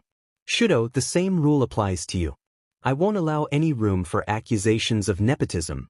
Icy Hot chuckled. I expected nothing less. It was a lot tougher than he expected. Even with his time under Miruko, Night Eye, and UA, Katsuki still paled in comparison to Endeavor's experience, skill, and power. While his partial weakness to cold could be mitigated with a flare of nitro aura, his best could only get him slightly closer to the hero's flaming back. 2 solid hours into their patrol, and Katsuki still hadn't gotten to a single villain faster than Endeavor. The gap was honestly starting to PSS him off. Endeavor dropped onto the roof of an office building, his flaming mask and beard disappearing. Katsuki skidded to a stop behind the hero, and Icy Hot launched up next to him half a second later. Megaton. You claimed that your quirk was finicky as of late, yet I haven't noticed any issues with your control so far. What is the exact problem you're having? Katsuki grunted and called on one for all, a simple 5% nitro aura sparking to life. This part, I've been holding off on it and sticking to the basics for the time being. What I'm doing now is a seriously limited version of what my body can handle, but if I go too close to my maximum, it's like sticking my finger on the end of a running water hose. My control starts to slip, and the juice turns way up. So you're limiting yourself? Katsuki blinked. Isn't that what I just said? I have to limit myself, otherwise I'm gonna dislocate my shoulders from the recoil, or worse. Endeavor scoffed. Then you're afraid of your own power? Katsuki twitched. The F did you just say? You heard me. You don't believe that you can handle the force of your own quirk, so you limit yourself to what you think you're capable of. You're being held back by your fear of what you believe you can't control. Katsuki snarled, one hand pulling back out of reflex. If you're just gonna blow my self-confidence to hell, then why don't I just dash? Katsuki paused, and as his anger made way for confusion, he realized that nitro aura was burning brighter than he'd dared allow in recent days. And more importantly, it wasn't threatening to roast him alive from the inside like it had when he'd first called on the power. The body has a way of knowing what it can safely handle, even when the mind second-guesses it. You're so caught up in maintaining control, you're cutting yourself off from your full potential. And if you continue to do that, you're never going to grow. Nitro aura cut off, and Katsuki stared at his palm incredulously. After a couple seconds, he glanced up and locked eyes with Endeavor. How do I get over myself? The hero snorted. Not my first choice of words, but I suppose it fits. You said earlier that I would be uniquely positioned to tutor you through your dilemma, since my flash fire fist techniques carry a similar drawback. However, I firmly believe that true improvement comes from figuring it out yourself, so I'll only leave you with this. Any action that can be performed without thinking can only be accomplished through steady accumulation of experience. You won't notice the change as soon as you reach that point, but as long as you keep working on it, you will reach it. Icy Hot grunted. What No words of wisdom for your flesh and BLD? You already know what your shortcomings are and what you need in order to overcome them. If you're going to rely on me to show you the way, you might as well go home. Yeah, I figured as much. Speaking of home, are you planning on showing up for the bonfire on the 18th? The hero winced. I still would like to, but it might be in poor taste. Mom wants you to be there. Endeavor froze, then slowly turned to meet Icy Hot's gaze. Really? Really? Natsuo wasn't happy about that part, but he agreed to it anyway, and Fuyumi was all for it. What about you? Icy Hot seemed to mull that over for a bit. I think if you showed up, it could be considered an apology for not showing up the first time. Endeavor paused for a moment, then nodded. Then I think I will. Burnin, Kido, Anima, and the rest should be able to cover for one evening. Katsuki huffed. What am I, chopped liver? That's assuming you complete the challenge by the end of today. Katsuki smirked. Oh, just you wait. Whether you wanted it or not, I've got a fire under my feet now. Endeavor smirked back. Oh, you think one conversation is enough to surpass your limitations? His mask and beard reignited, and he launched off the roof. Then show me.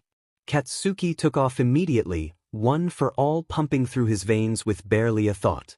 On instinct, he pressured it to stay at about 5%, but with Endeavor's words ringing through his head, he relaxed his iron grip. Strength flooded his limbs, and for the briefest moment, he was nervous that it would shoot past his limits. But then it stabilized. I almost want to try and quantify it, but that'd defeat the whole purpose of not thinking about it. Endeavor's right, my body knows what it can handle, and so does One for All. Skywalker snorted. Not how I would have thought of it, but hey, whatever makes it work for you, kid. Yeah. I'll focus on the steering wheel, you guys can handle the gas pedal and the brakes. The first user chuckled. Never thought One for All would be compared to a car, but hey, if it's stupid but it works, then it isn't stupid. A scream rang out, and Katsuki shot off in its direction, through the air faster than he'd ever gone before. Within seconds, he rounded a corner, spotting some D in a ski mask running away from a cluster of teenage girls, a bunch of purses in his arms. Time seemed to slow to a crawl, and he moved, shooting over the girls' heads, stopping and turning in midair, and catching the thief's neck in the crook of his elbow. The guy backflipped, and Katsuki tossed the purses to the girls, before slamming the D against the pavement and pressing his knee into the idiot's back. Really? Broad daylight, loads of witnesses, and in the middle of the top hero's patrol area? You're either desperate, bold, stupid, or a combination of the three. But most importantly, you're done. Endeavor dropped to the pavement next to him with a satisfied grunt. Not bad, Megaton. Danger sense pinged, and Katsuki fired off a low-power AP shot over the hero's shoulder, burning off another dude's ski mask right before he snatched a briefcase from the grip of an onlooking office worker. Not even half a second later, Ice shot up from the ground and locked the second thief's hands in place, and Icy Hot calmly walked out from an alleyway. Wow. Broad daylight, plenty of witnesses, and right in front of the number one hero's face. Whether it was desperation, boldness, or stupidity, what matters is that you're through. Endeavor nodded. Good work, both of you. He glanced down the street at the approaching cop cars and huffed. Let's see if you can keep this up. As Katsuki blasted off after the man, he couldn't help but grin. Constantly on the move. That's the life of a top hero. Katsuki had been expecting Endeavor to accept him and Icy Hot as interns after they'd completed his challenge. Which he did. What Katsuki wasn't expecting was to be invited over for dinner. As soon as Endeavor slid the front door open, a chick that had to be Icy Hot's sister came jogging up. Welcome home. How was patrol today? Endeavor chuckled and ruffled her hair.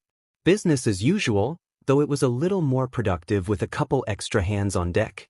Icy Hot rolled his eyes and lightly punched the guy's arm as he slipped his shoes off and headed inside. His sister glanced past Endeavor at Katsuki and blinked. Oh, you must be Bakugu. Katsuki sent a smirk in Icy Hot's direction. Oh, has someone been talking about how great I am? Icy Hot casually flipped him the bird without looking back. The chick giggled.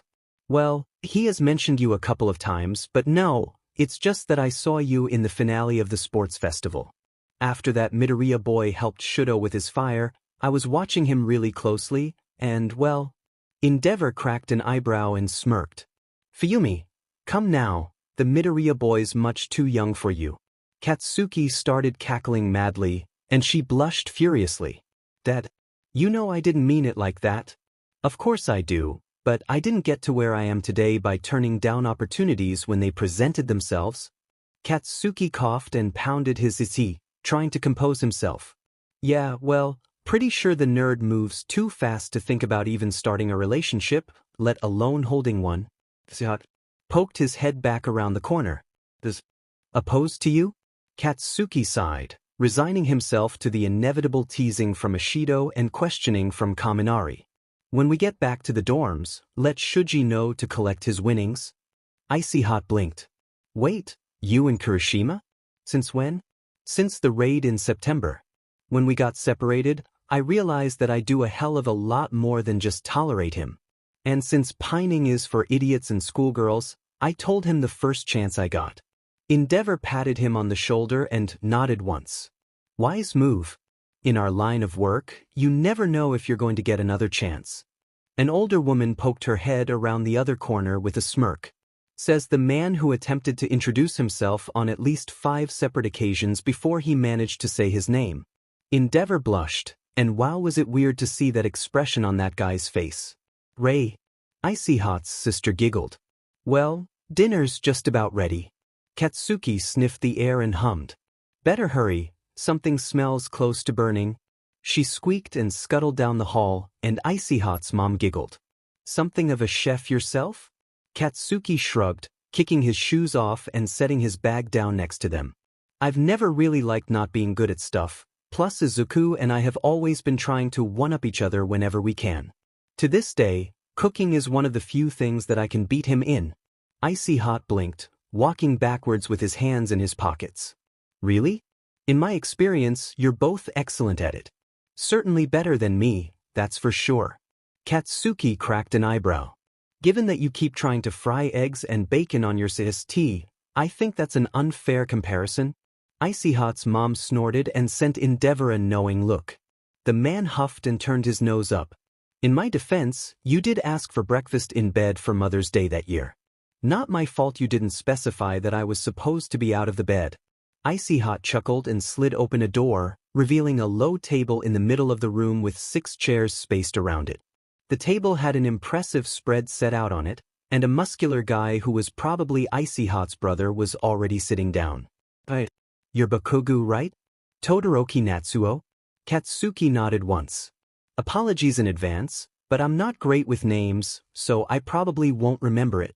Icy Hot blinked as he walked over and sat down across the table from his brother. Really? But you seem to know the names of everyone in class. Katsuki grunted, taking the chair next to him. Yeah, but I've actually spent time getting acclimated with them. With people I'm meeting for the first time, the name just goes in one ear and out the other. I mean, you of all people should know that, Icy Hot. Touché. Icy Hot's mom giggled as she sat down. Well, it's nice that you two are good friends. Katsuki chuckled. Well, I dunno if good friends is accurate, but at least we can work together. Icy Hot smirked. You know, I didn't think you were the type to keep up appearances when you're invited over for dinner. Certainly not with the way you act in the dorms. Katsuki glared at the D-, who was nonchalant as usual. After a brief stare down, he sighed. Okay, fine, I'll admit it. I wanted to make a good impression with your mom, 'cause she was a badass with Endeavor against that Nomu. Icy Hot grinned smugly. There we go, was that so strong?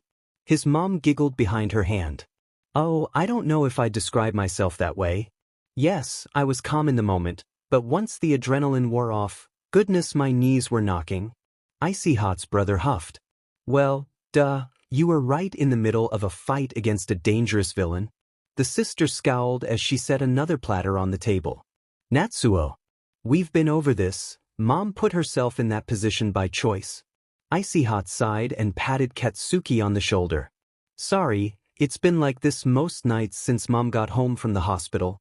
The sister sat down and smiled. In any case, let's eat before the food gets cold. If there's anything you don't like, you're free to pass on it.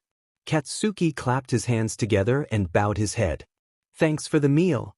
The others followed suit and they started digging in. To his surprise, the food was really good. The mapo tofu was the biggest shock, since even he could taste the spice on it. Compliments to the chef. I haven't had mapo tofu this good in a long time. Icy Hot's sister, Fuyumi, his brain supplied, beamed. Oh, thank you. Shoulda mentioned that you enjoy spicier foods than most people, so I thought it would be a good idea to go a little heavier than I normally do. Icy Hot snorted. I know for a fact that I've told you about his spice collection, Fuyumi. Habanero chili flakes, remember? Icy Hot's brother blinked. Wait, that wasn't a joke? Katsuki chuckled and moved a few dumplings onto his plate. Nope, I really do have that and more. There's this farm in the United States, Arizona, to be specific, that's always coming up with spicier breeds of chili pepper, and every month I get a sample pack of one of their varieties.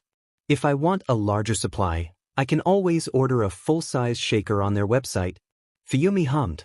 That does sound interesting. Do you have the name on hand? I might look into that later.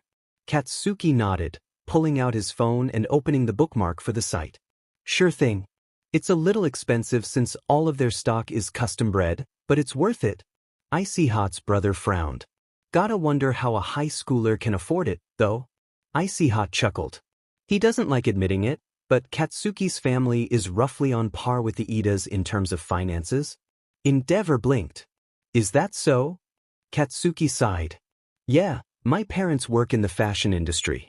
Dad's got a reputation for being one of the best designers, and Mom's a super popular model. Rakes in a lot of income, but since Mom grew up on the poorer side, we don't live like we're rich. Most of it goes to charities. Icy Hot's mom smiled. Well, that's very noble of her. Katsuki chuckled. According to her, it's the best she can do to help other people without being a professional hero like her kid. Fuyumi giggled. Oh, she sounds delightful. Icy Hot snorted. Yeah, unless said kid is in the room. He gets his personality from her. Katsuki smirked and picked up a dumpling with his chopsticks. As a not-so-great man once said, touché. Icy Hot's brother coughed. So, if you call the rest of your classmates by their names, why do you refer to Shudo as Icy Hot? Katsuki grunted. At first, it was just the name I used for him, like Roundface for Uraraka or Pikachu for Kaminari. Then, by the time I started to respect his fighting prowess, I'd learned that he wasn't on the best of terms with his old man, at the time at least. Endeavor winced. And since using his first name just wasn't happening, I stuck with the nickname, but only when I made sure he was fine with it. At his brother's confused stare, Icy Hot shrugged. At the time, it was one of the only nicknames I'd ever gotten, and from my perspective, having a nickname was a way of showing you meant something special to them. His mom blushed, and Endeavor chuckled. Where do you think he gets that from, Moondrop? I don't want to hear that from you, Sunshine. Icy Hot's brother gagged. Ugh, if you two are just gonna be all lovey-dovey, I'm going to bed. Fuyumi giggled. Oh, I think it's sweet. Yeah, but I don't have a tolerance for sweetness. I'm liable to get type 2 diabetes just sitting here. Katsuki stuck a couple of tsukun skewers onto the guy's plate. If I'm sticking around for this, then so are you. You don't have the excuse of not being part of the family, anyway. The guy sighed and ruefully picked up a meatball with his chopsticks. Fine, fine. Katsuki nodded and served more mapo tofu into his bowl. So, most of the conversation so far tonight has been about me, and that doesn't seem very fair. I'm also not great at small talk, so I dunno, what do the rest of you do for work? Fuyumi giggled. Well, I'm an elementary school teacher, and Natsuo's in college for health and welfare.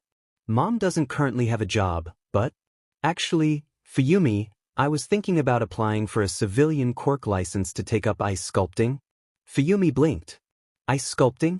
Yes. I think I'd like to be able to use my quirk for something. Make it work for me, so to speak. Endeavor winced and glanced away. Icy Hot's brother shot his dad a look and grunted. Well, if you think it's good for you, I'd say go for it. Katsuki hummed. Not sure what kinds of hoops you'd need to jump through for a civilian quirk license, though. Mom never had to worry about that sort of thing, since hers is pretty passive, and the process for Izuku's Sentient Quirk license was probably a lot different than what you'd need. Endeavor coughed into his fist. I will handle whatever needs addressing on that front. It's only fair. Fuyumi smiled and nudged the platter of yakitori skewers in the hero's direction. Glad to hear you're fine with it. Icy Hot's mom smirked. Oh, his acceptance wasn't a deciding factor, but it's certainly a nice bonus. Katsuki tried and failed to hold back a snort at Endeavor's betrayed expression, and the mood around the table lightened a bit. Good to know that he's doing a hell of a lot better than the start of the year. I guess everyone's had to do a bit of growing with everything that's happened. 1 week later, Izuku stood next to Yagi-sensei on the viewing platform of Ground Delta, watching the rest of 1A walk up. Welcome back, and Happy New Year, everybody. I sure hope all of you did more than sit on your butts for the past week, because today's exercise is all about displaying the progress you made during your brief work studies. Even just at a glance, I can tell all of you have a different air about you, so let's see just how much you've improved, shall we? Katsuki cracked an eyebrow. What, are you not gonna join in? Izuku huffed. Unfortunately, I was a little busy during the week, and didn't have a lot of time to work on myself. Not to say I'm planning to fall behind, God no. I'm just preoccupied with other matters. Now, let's get this show on the road. We'll go down the roster in order of seat number, and anyone who was at the same agency will present together. Gleaming Radiance, you're up first. Denki coughed into his fist. Pretty sure most of us worked on our combat capabilities. Wouldn't we need something to hit? Izuku smirked. Don't worry, we've got that handled. Yuga cautiously walked out into Ground Delta, the rest of the class watching curiously. While the wide-open dirt field could be rearranged in an instant, both Izuku and Yagi-sensei were standing far away from the control panel. Once the blonde reached the center of the field, he turned towards the viewing platform and made a wide shrugging gesture.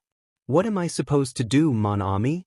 Izuku's grin widened, and he raised his left wrist to his face. Operator Whiskey India Sierra Papa, requesting disposables.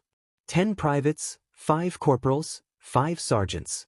Deploy 20 meters north of my location, command sequence Sierra Papa Alfa Romeo.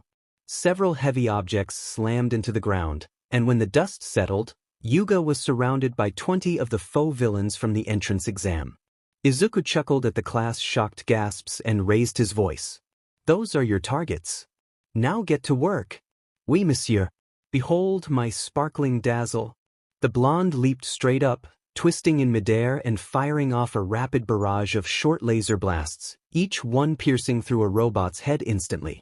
Within seconds, the entire platoon fell to the ground, lifeless, and Izuku let out an impressed whistle as Yuga stuck the landing. Monsieur Xles was most helpful in limiting the drawbacks of Mon naval laser. As the beams become shorter and thinner, the pain becomes lesser. Thus, my new ultimate move, Twinkling Shower. Izuku grinned. Solid work. Denki clamped a hand on his shoulder.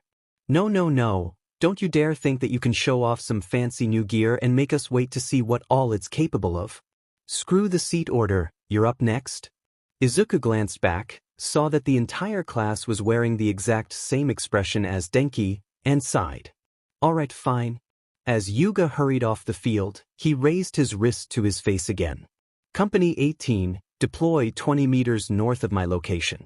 More dirt erupted, and 5 robotic soldiers marched out of the dust cloud, hauling the debris of the wrecked faux villains. They were completely unlike the 4 classes of villain bots from the entrance exam, most notably being bipedal. The feet were solid chunks of metal roughly similar in shape to combat boots, and wheels were visibly retracted on the instep. The legs were simple metal cylinders, though the knees and ankles were magnetic ball and socket joints. The arms were identical to those of the one-point robots, resembling metallic vertebrae. Although, instead of a machine gun, these robots had metal cylinders ending in articulated, 3-fingered hands, like an optimized version of the 3-pointers. Plus, the machine guns were still present, attached to the outside of the arms at the elbow. On the body, sheets of metal similar in size to the feet of the 2-pointers covered the shoulders, with a bold 18 in silvery paint on each panel. 2 cylindrical tanks sat on the back, where the shoulder blades would be. Their heads were roughly humanoid, being almost an inverted egg shape that tapered at the chin and was rounded on top. 2 red lenses just above the center served as eyes, and small dots on the bottom half were clearly speakers for a mouth. The robot in the lead set down its load of scrap and snapped its right arm up in a salute. UA Battalion Company 18, reporting for duty. Situation recognized as cleanup. Area has been cleared of debris. Awaiting further orders. Move the debris to the designated retrieval zone and signal HQ that we're going to need more disposables. Repeats of the previous requisition on my command. Understood, sir. The robot started hauling the scrap past the viewing platform, and Izuku turned to see 1A staring at him. While most of them were completely awestruck, Tenya and Shudo looked more confused than dumbfounded. Tenya and Shudo might have told you that around the time of internships, Dad and May developed a small contingent of robotic soldiers for UA, made from leftover pieces of the entrance exam robots. Well, while you guys were improving yourselves for work studies, they decided it was only fair to give these guys an upgrade too. It's not widely known, but Power Loader designates the regular exam bots as Victory, Imperial, Venator, or Executor 1, 2, 3, and 0 points, respectively. These guys are a new model, known as Maelstrom. Momo hummed excitedly. That sounds promising. You bet it is. All of the bots are considered soldiers in UA's personal robotic army, the UA Battalion. The regular villain bots are the rank and file unenlisted, while the Maelstrom make up the squadrons for the Hero Corps students. Victory class bots are designed for speed, Imperial class are designed for stealth, Venator class are designed for strength, and Executor class are designed for size. Maelstrom class, though, are a sort of jack of all trades. They aren't quite on par with the other classes in their respective categories, but they're no slouches. A Maelstrom class bot can reach highway speeds on a straightaway, is able to maneuver around most basic security systems, and can take a hit from the orange Bifrost cannon. In combat, it's obviously got the machine guns on its arms loaded with RBB bullets, but it can also fire compressed shots of cement foam out of its palms, and the shoulder panels have flamethrowers for close range. Katsuki cracked an eyebrow. No missiles? Oh, May wanted to, but she kept pushing the limits on the explosive yield, and eventually Dad just vetoed explosives entirely. Fair enough. So then, what are the tanks for? Izuku grinned.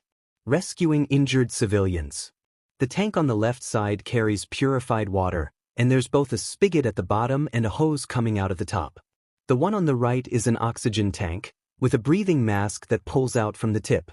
And yes, the Maelstrom all have operating systems that come loaded with medical training and triage programs, courtesy of Recovery Girl. Ochako whistled. Oh, that's really cool. How many are there? Izuku's grin widened. Again, the Maelstrom make up the squadrons for the Hero Corps students. He could pinpoint the exact second they made the connection, and Denki's jaw dropped. No stinkin' way. Izuku chuckled. Oh, don't worry, they can be customized with air fresheners, if that's what you want. When you get back to the changing rooms, you'll find a gauntlet for your left arm that serves as your control panel for your company. Voice commands are the default setting, but you can type in your orders if you prefer that method. But enough about them, let's get back to you guys, shall we? Shoyuta glared through the glass at the cloud of dark fog floating above a straitjacket. There'd been no reaction when he and Hizashi had entered the room, not even a twitch. He forcibly suppressed a snarl, hiding his scowl behind his capture scarf. This whole thing feels like some sick, twisted joke from the universe. Even without glancing at his partner, he knew Hizashi was feeling the exact same way. The blond man stared through the glass, then huffed loudly and slumped back in the provided chair. What the heck does reawaken Shirakumo's attachments even mean? Are we supposed to reminisce about the old days at UA, or something? The speakers crackled, and Detective Tsukachi replied, "Please, try whatever you can think of. This is our best chance at determining the League's current whereabouts." Shoyuta grunted. "And what about his family? If the two of you can't manage anything, we're planning to let them in to see him." Somehow, his annoyance deepened further, and erasure flashed out of reflex as he leaned forward. "No way in hell I'm letting his parents see this mess." The straitjacket twitched, and Shoyuta tensed. "He's awake." Go ahead and start when you're ready. Glowing yellow eyes appeared in the fog, immediately locking onto the two of them through the glass. HM? Well, these are some unusual guests indeed. Eraserhead, I don't think I've seen you in person since the attack on Yue. Shoyuda said nothing, and Hizashi scoffed. Yeah, they definitely screwed something up. He and Shirakumo have nothing in dash. How are those in the league? Have they also been captured? Hizashi scowled. Hell if we know. Pity. Shoyuda leaned forward ever so slightly. You care about them? Naturally. Originally, my duty was to care for Shigaraki Tamura. But over time, that care extended to the league as a whole. Hizashi scoffed. That's a CRP duty. It's no trouble. I'm not the sort to neglect anyone. Shuda's heart leapt into his throat. That he was the kind of guy who didn't hesitate to take in a kitten I intentionally ignored. Kurogiri hummed. I do not know who you are referring to. Why have the two of you come to visit me? Shoyuda scowled. Back then, I did everything half-heartedly and always second-guessed myself. But you always dragged me along. You were always cheerful, always looking ahead to the future. You never thought about the consequences, even though everything would be over if you died. The fog twitched, and Shoyuda pressed on. Hizashi and I are teachers now. I've been strict with all of my students. I didn't want them to turn out like you. Not devaluing their own lives for the sake of heroics, for justice. But at the same time, I wanted them to turn out like you. To be heroes that can motivate and inspire others. Because I wanted the greatest heroes to be able to live. He ripped his goggles off his forehead and held them towards the glass. Come on, Shirakumo. If there's anything left of you in there, let's become heroes together. All three of us. The mist started spasming, almost glitching. Tsukachi shouted, Who makes the nomus? Where is Shigaraki? Shoyuda shot up from his seat, one hand firmly clutching his goggles as the other pressed against the glass. Tell me, who turned you into what you are? Where did they twist your mind for their gain? I have no idea. Why you're talking about? Answer me, Shirakumo. Kurogiri? Shoyuda ignored the tears flowing freely down his face. You were in Class 2A at UA High School. The three of us were going to form an agency together once we graduated. You were Shirakumo Oboro. The fog spasmed wildly, only to freeze, then return to normal. Kurogiri stared back at them calmly. I am Kurogiri, of the League of Villains. My role is to guard and care for its leader. Shoyuda scowled, slumping back in his seat. So close, and yet so far. Suddenly, the mist on the right side thinned, and he caught the barest glimpse of a face he'd almost forgotten. Hizashi nearly choked on his own spit. Shirakumo, Kurogiri hummed. At the same time, I am starting to have a sense of what you were talking about. A part of me refuses to accept these memories, but another part of me recognizes them as mine. And while I have sworn loyalty to the League, there are signs that the League is no longer loyal to the man who created me. Shoyuda slowly rose and pressed a palm to the glass. What can you tell us? When I was captured, the League was in the middle of a task in the mountainous region of Niigata. The task was assigned by All for One's right hand and personal physician, working out of Jaku General Hospital. His name is Seish. Without warning, the fog exploded outwards, completely covering Shirakumo's face again. A second later, it collapsed in on itself, and Kurogiri's left eye vanished, leaving the Nomu in the same state as it was when they'd entered the room. Shuda's hair settled back down on his shoulders, and he realized that he'd been keeping erasure active the whole time. Tsukachi gently cleared his throat. He's asleep again. From what we've seen, he's not going to wake up again for a while. Still good work? Hizashi slumped against the chair and sighed deeply. Are your eyes okay, Sho? Shoyuda didn't move, aware of the tears flowing down his face. Unbearably dry as always, Zashi. Gran Torino hummed as the visitor entrance of Tartarus slammed shut. Well, at least we got it. Concrete location, but it would have been nice if we got more of a name. Doesn't seem like much to go on. Tsukachi chuckled. I wouldn't put it past Sasaki to somehow find something from that minor clue. He held out a hand to Shoyuda. In any case, Thanks for your help. This was considerable progress. Shoyuta grunted non-committally. Happy to help. Gran Torino sighed. It's obvious that a bunch of the stuff you brought up was some serious baggage. I'll be sure to make it up to the both of you once I've got the chance. Shoyuta nodded, his mind elsewhere.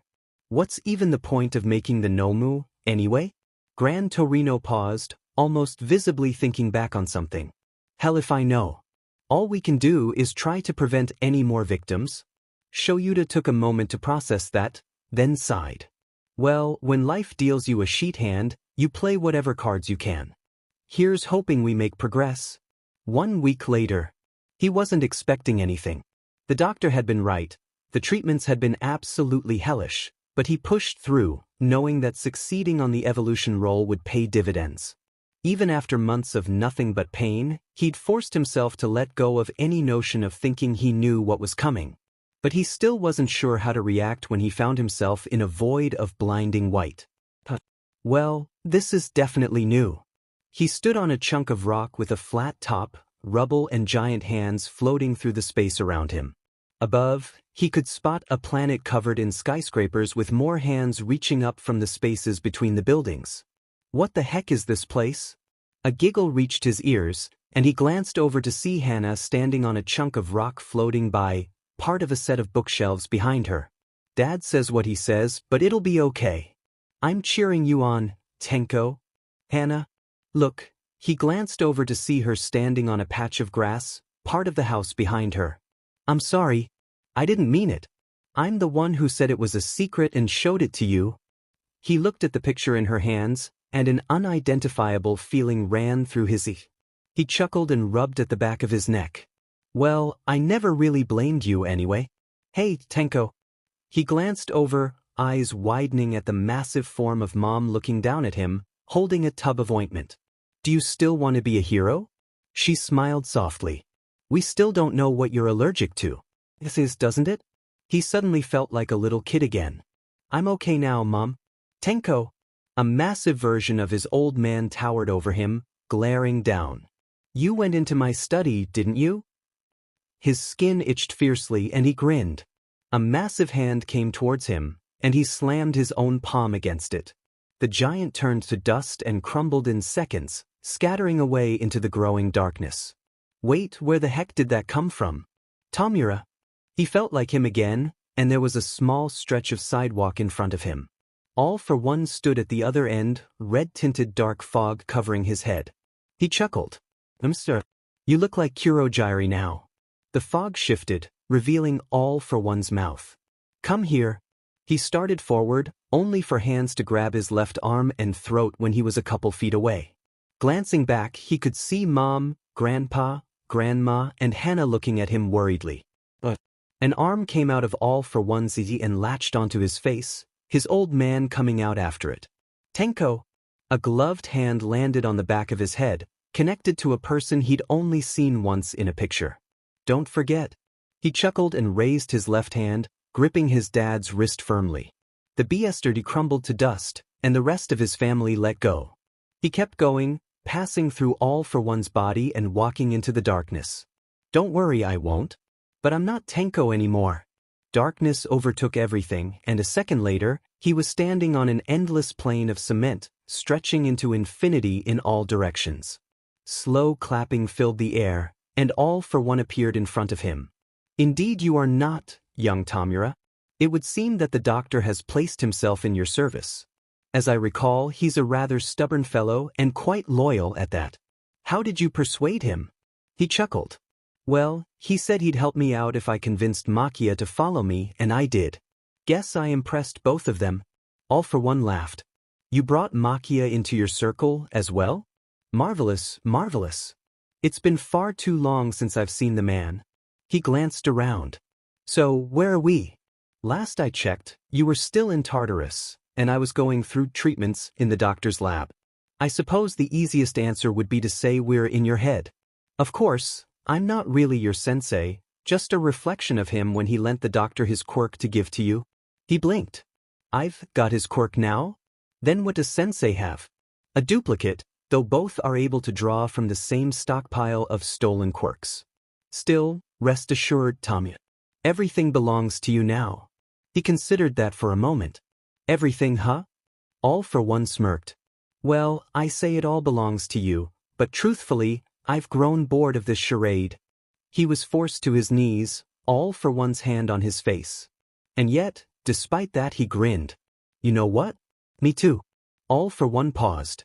Wait, this isn't right. Where's the back door into your mind? He grinned wider. If you're referring to the brain thing wired into father, it's long gone. Yanked it out while you were occupied with All Might at Kamino. All for One paled and Kaoni chuckled. With a snap of his fingers, tendrils of rock surged out from the ground and pulled the villain off him, suspending the D in midair. What is the meaning of this, Tamura? Kaoni chuckled louder. Sorry, Tamura's not home right now. He's a little busy rotting in the ground, right next to Shimura Tenko. The guy answering the phone doesn't have a name yet, but he's working on it. How did you find out about the implant? Oh, that? It was simple, really. See, back at Kamino, you forced Kurogiri to open a gate somewhere, but you forgot to make sure the League went through it. My guess is that All Might was pressuring you too much, and it slipped your mind. Anyway, I saw you get all obsessed over the Rainbow Kid's quirk, and it got me wondering. So the League moved to a safer spot to watch from, and then you started monologuing. If memory serves, you said, I only raised him in order to one day command my full power once again, but I no longer need him. Am I wrong? All for One swallowed nervously. No, but... Well, when you mentioned my Bardich name, I suddenly remembered everything from my life before you. You tried real strong to make me hate the world with a scathing passion, didn't you? Even made my skin itch like hell every time I wore that diamond hand on my face. Well, the hand started to itch again, I ripped it off, the wire broke, and I pulled out whatever freaky thing you'd stuffed into the front of my head. And since then, all the hate for All Might that you cultivated in me? It's been aimed at you. All for One frowned. Then why did you bother convincing the doctor and Gigantomachia to follow you? Kaoni grinned and tapped his forehead. See, I'm not an idiot, despite what you might have thought. I knew that if I started working against you straight away, the doc would just send a sheet ton of Nomu after our buttes, and that would be game over. No, I had to play the long game, get enough EXP and stat boosts to make sure we'd survive. Whatever you'd throw at us. So I did, and guess what? Both the doctor and Machia play for my team. All for One scowled. You won't get away with this. The doctor is loyal to me and me alone. Once he realizes you've turned against me, he will ensure you do not live to see tomorrow. Kaoni snorted, and the darkness shattered like glass, replaced with clear blue skies to reveal a multitude of indistinct figures watching. Did you forget that you admitted that I've got access to your stockpile? I don't think I'm gonna have much trouble with him. One of the figures walked up, gaining details as it went until it was recognizable as Ragdoll of the Wild Wild Pussycats. Well, I was concerned about the new arrangement, but if this is what we're working with, things might not be so catastrophic. Another figure took a step back, and Kaoni zeroed in on that one. He made a pulling motion with his left hand, and the figure was yanked over by an invisible force, revealing itself to be the doctor. I won't stand for this. Kaoni smirked. I don't think you've got much of a choice. He cast his gaze over the crowd. So, I'm guessing these are all of the quirks that you've stolen over the decades? Ragdoll, or more accurately, Search, giggled. Yep. Turns out, quirks contain imprints of their original users, which can become a separate consciousness under the right circumstances. Kaoni hummed. Quirks as separate consciousnesses. That sounds almost familiar, but I can't put my finger on it. Someone ruffled his hair, and he glanced back to see a woman wearing a familiar hero costume standing behind him. Well, if it ever comes to you, you let us know. Kaoni blinked. Float? She chuckled. Bingo.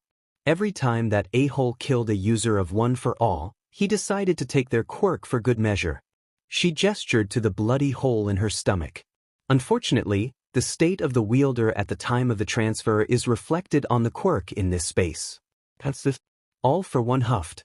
In my defense, you were very annoying to land a hit on. I would have been more delicate if you had just stood your ground. Float blew a raspberry.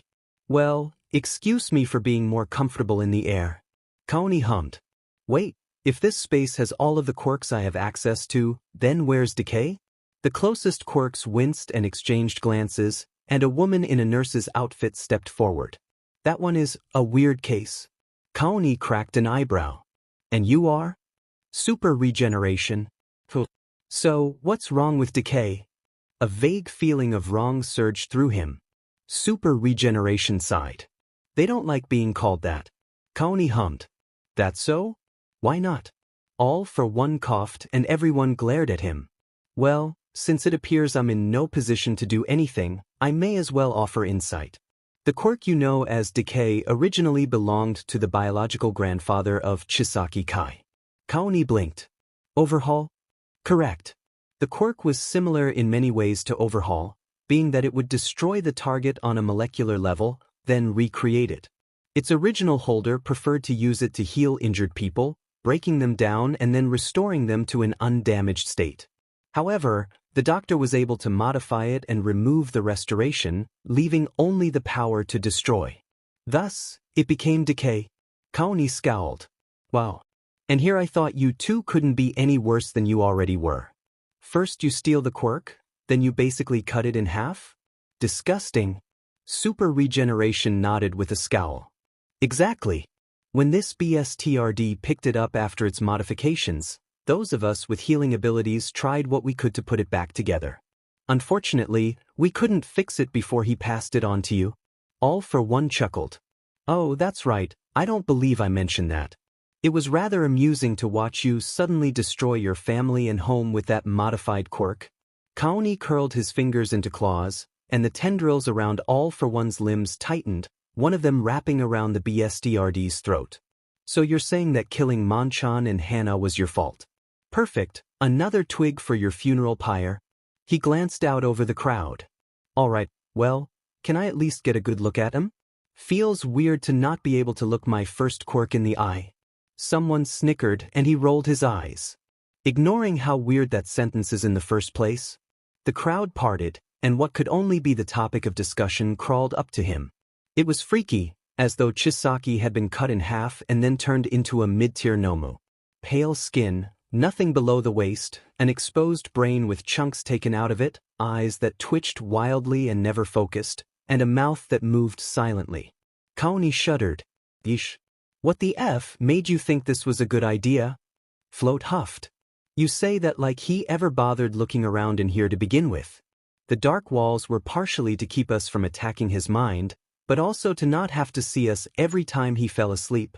All for one choked out, which was much easier before All Might punched the top half of my head off, I must add. Kaoni clenched his right hand into a fist, and the tendril around the BSRD's neck shifted so that it covered his mouth too. Quiet, the smart ones are talking.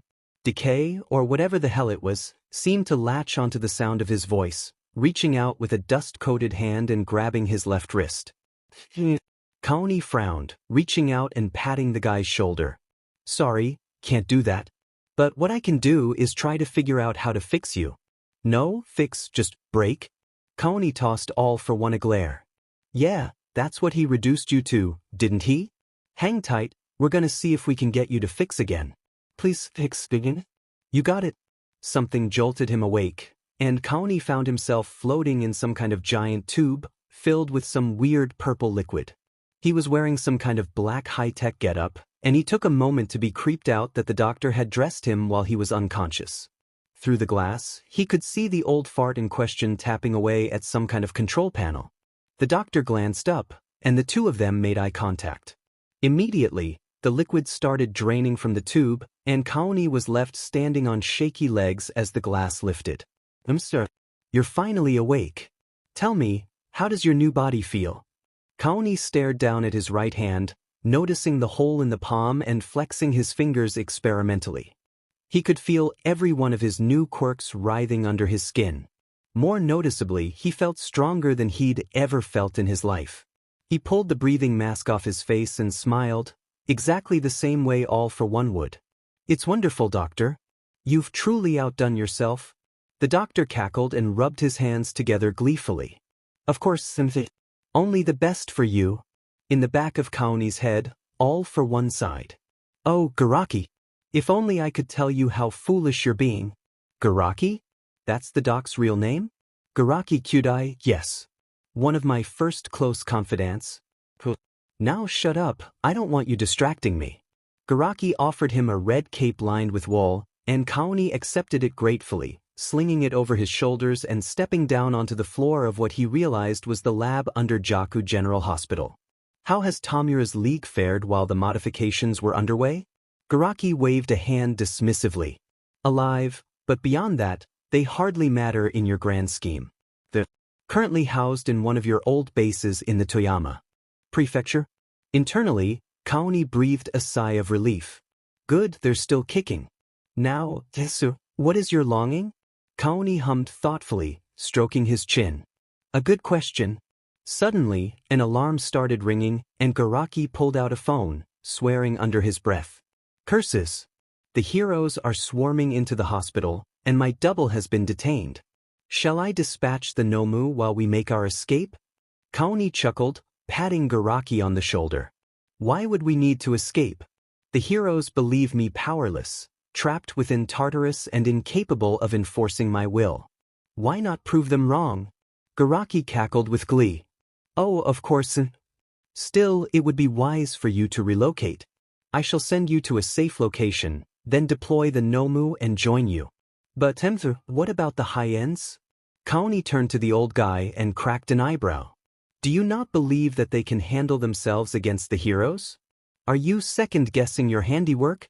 Garaki paused, then chuckled and clapped his hands together. Of course not, Tesu, of course not. I leave them in your capable hands. Kaoni grinned, the black sludge of warping flowing from his mouth. Good. I shall see you when this business has concluded. The sludge coated Garaki in seconds, and soon he was alone in the lab. Kaoni clasped his hands behind his back and strode down the aisle, glancing back and forth at the high ends in their tubes. Well, as much of an evil BSTRD as he is, he sure put some elbow grease into these guys. A tapping on the floor caught his attention, and he glanced down as two small Nomo walked up. Both of them looked like heads attached to short legs, one with blue skin and the other a pale yellow.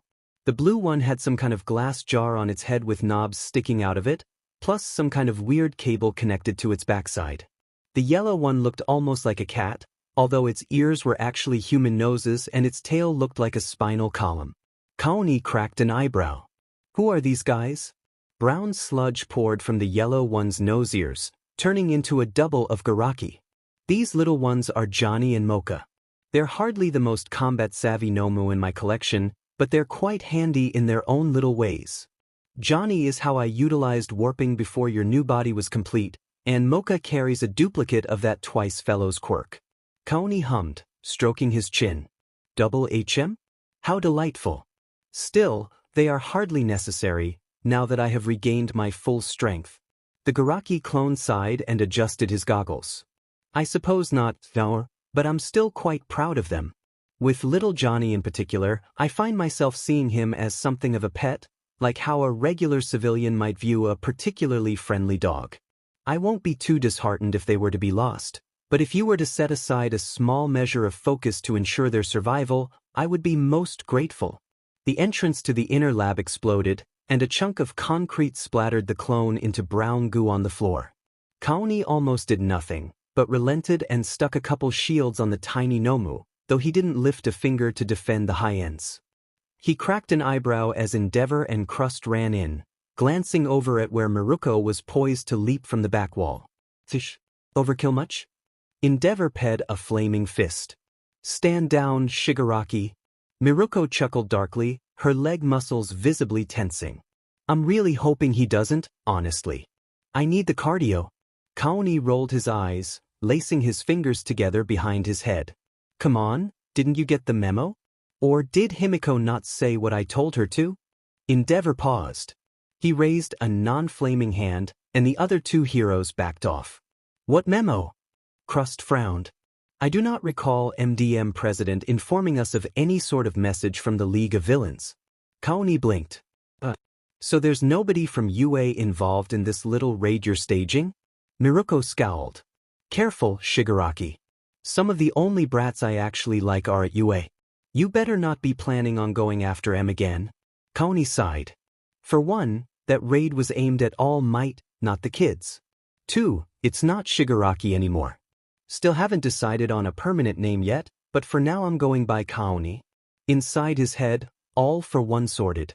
Seriously? Your interim name is Two-Face? And here I thought my moniker was on the nose. Shut it. Endeavor hummed thoughtfully. Answer me this. What is your current objective? Kaoni shrugged.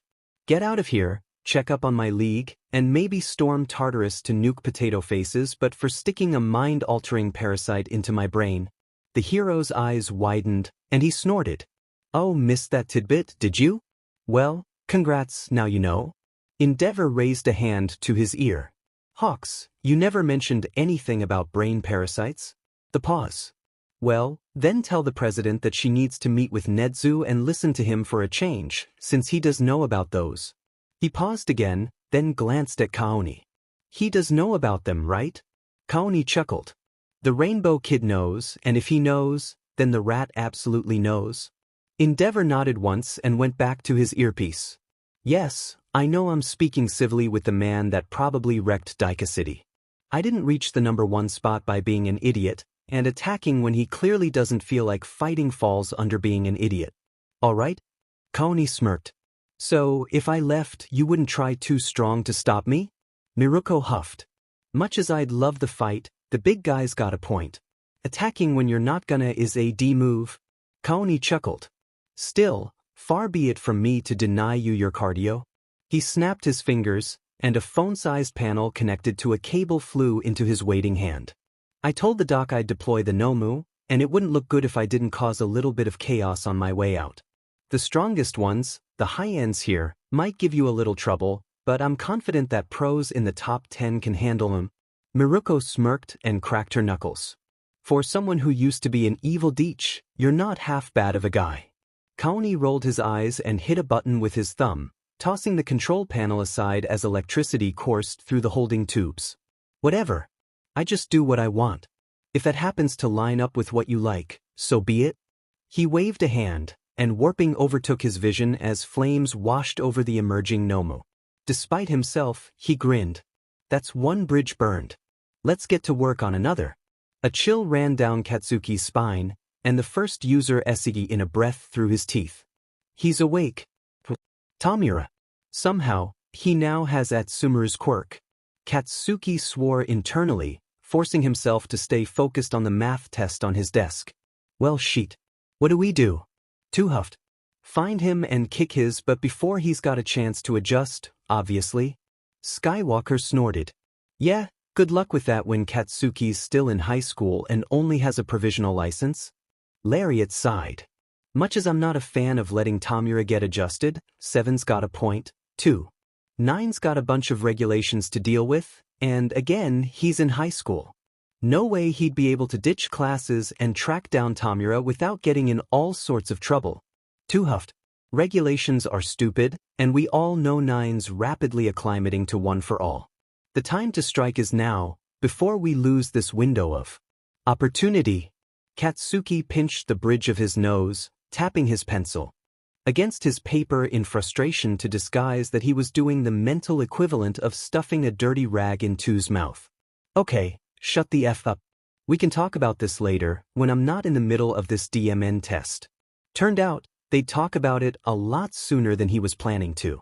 The second Katsuki turned in his test and stepped out of the classroom, Izuku grabbed him by the wrist and hauled him straight to Yagi-sensei's office, where the guy was already waiting with a pot of tea. Before Katsuki could get a word in, Yagi handed him a cup and sat down on a couch with his own. I know. The raid started about half an hour ago, and Endeavor already informed me of what happened. In a turn that I found surprising, the man you know as Shigaraki Tamura has renounced both All for One and that name entirely, now referring to himself as Kaoni. Katsuki blinked, and his head was quiet for once as all of the vestiges were shocked into silence. Seriously? Izuku hummed. I was taking Toga's message after the Hasaikai raid with a grain of salt, but apparently she was telling the truth. The League's no longer allied with All for One. Katsuki frowned. But didn't they wreck Deika? That kind of feels like it'd be in line with All for One, right? Izuku shook his head. Deika only happened because there was a disagreement between the League and the Meta Liberation Army. I'm not sure what exactly it was over, but I know they were fighting each other because the heroes found one of Toga's knives in Kazuki's forehead. Wait, they did? Sensei didn't mention that? Izuku blinked. Oh, right, that was brought up in the private meeting later that day. Whoops. Yagi waved a hand dismissively. It was hardly confidential information, young Midoriya. The meeting was only private because you were the only person with significant personal interaction with the League. Katsuki shook his head to clear his thoughts. Okay, but Kaoni still has All for One. Shouldn't we do something about that? Yagi frowned. While I understand your stance, there's something about this situation that makes me hesitant to strike. According to Endeavor, Kaoni made a comment during his exit along the lines of, I just do whatever I want. And a few times during the preceding conversation, he made no move to attack the heroes, only activating the Nomu to ensure his escape and, apparently, give Miruko her daily cardio. Katsuki snorted. Leave it to the bunny to treat fighting brain-dead, super powerful monsters as cardio. Yagi chuckled, then went back to serious. What troubles me is that he went through the effort of appearing as though he was still following All for One's directions. He willingly took orders from the creator of the Nomu, according to Kurogiri, and he endured the treatments to enhance his body and gain access to All for One's stockpile of quirks. Why would he go to such lengths if he was no longer following that man? Katsuki hummed. Personally? Survival instincts? Izuku blinked. Survival instincts? Yeah. But for one has a huge criminal empire, not to mention the amount of power he personally holds. Everyone in this room knows that, and so does Kaoni. He knew that if he'd openly turned against the D at the first opportunity, he'd make an enemy that's leagues stronger than him. So, he bided his time, playing his cards carefully and keeping up a facade of being but for one's perfect puppet, so that he'd be strong enough to contest the BS if it came down to it. Yagi frowned. What makes you so certain of that? Katsuki snorted. I'm not certain, not by a long shot. It's just what I do in that kind of situation. Yagi hummed. Well, I suppose we can only wait and see what he does next. For our sake, I hope he's truly turned away from All for One's evil. As his vision cleared, Kaoni saw the rest of the League standing over Garaki, Magna pinning the old fart's head to the floor with her magnet. Well, you all work quickly. Garaki looked up to meet Kaoni's eyes. These fools were planning to betray you from the very beginning. They deceived me into giving them aid. Kaoni smirked in a way that he knew All for One never would. Not quite from the very beginning, but ever since Kamino. Turns out, they don't take kindly to decrepit BSRDS planting mind-altering parasites in their boss' frontal lobe. Garaki went pale. In the laboratory? Kaoni chuckled. Honestly, I'm kinda proud of myself for that little performance. I didn't think I'd be able to pull off a convincing impression of All for One, but I guess it was good enough to fool you. So, let's lay all the cards on the table, shall we? He knelt, and Garaki whimpered as his chin was locked in an iron grip. I'm not your precious emissary, I'm not Shimura Tenko, and I'm definitely not Shigaraki Tamura. I haven't decided who I am for good, but that's not for you to worry about. All you need to consider are a few very specific things. First, what was the original name of my quirk? Garaki blinked. Why, you mean decay? Kaoni's grip tightened, and the BSRD squeaked. Oh. I mean its name before you decided to cut it in half. Dabi choked on his spit. Before he decided to what now? Kaoni cracked an eyebrow. Well, Garaki's eyes flitted back and forth, but nobody in the building was on his side. He whimpered. It was taken before the quirk registry system was finalized, but MSTR decided to call it Atomic Recreation. Kaoni grunted. Second, what was the quirk I was born with? One of MSDR's favorites, actually, Airwalk. Kaoni blinked. No wonder the itching got worse every time I saw him use that one. Third, what the hell was the thing you put in my brain? Garaki chuckled nervously. Oh, that was the result of one of my better research projects. Have you heard of the villain Queen Bee? Magna sighed in a breath through her teeth. I've heard of her. Didn't she go on some kind of crime spree in Narahata by injecting random civilians with trigger? Shigaraki scoffed. Oh, that was just the cover. In truth, she was under MSDR's employ, and the girl you're thinking of was just the host she had chosen for that operation.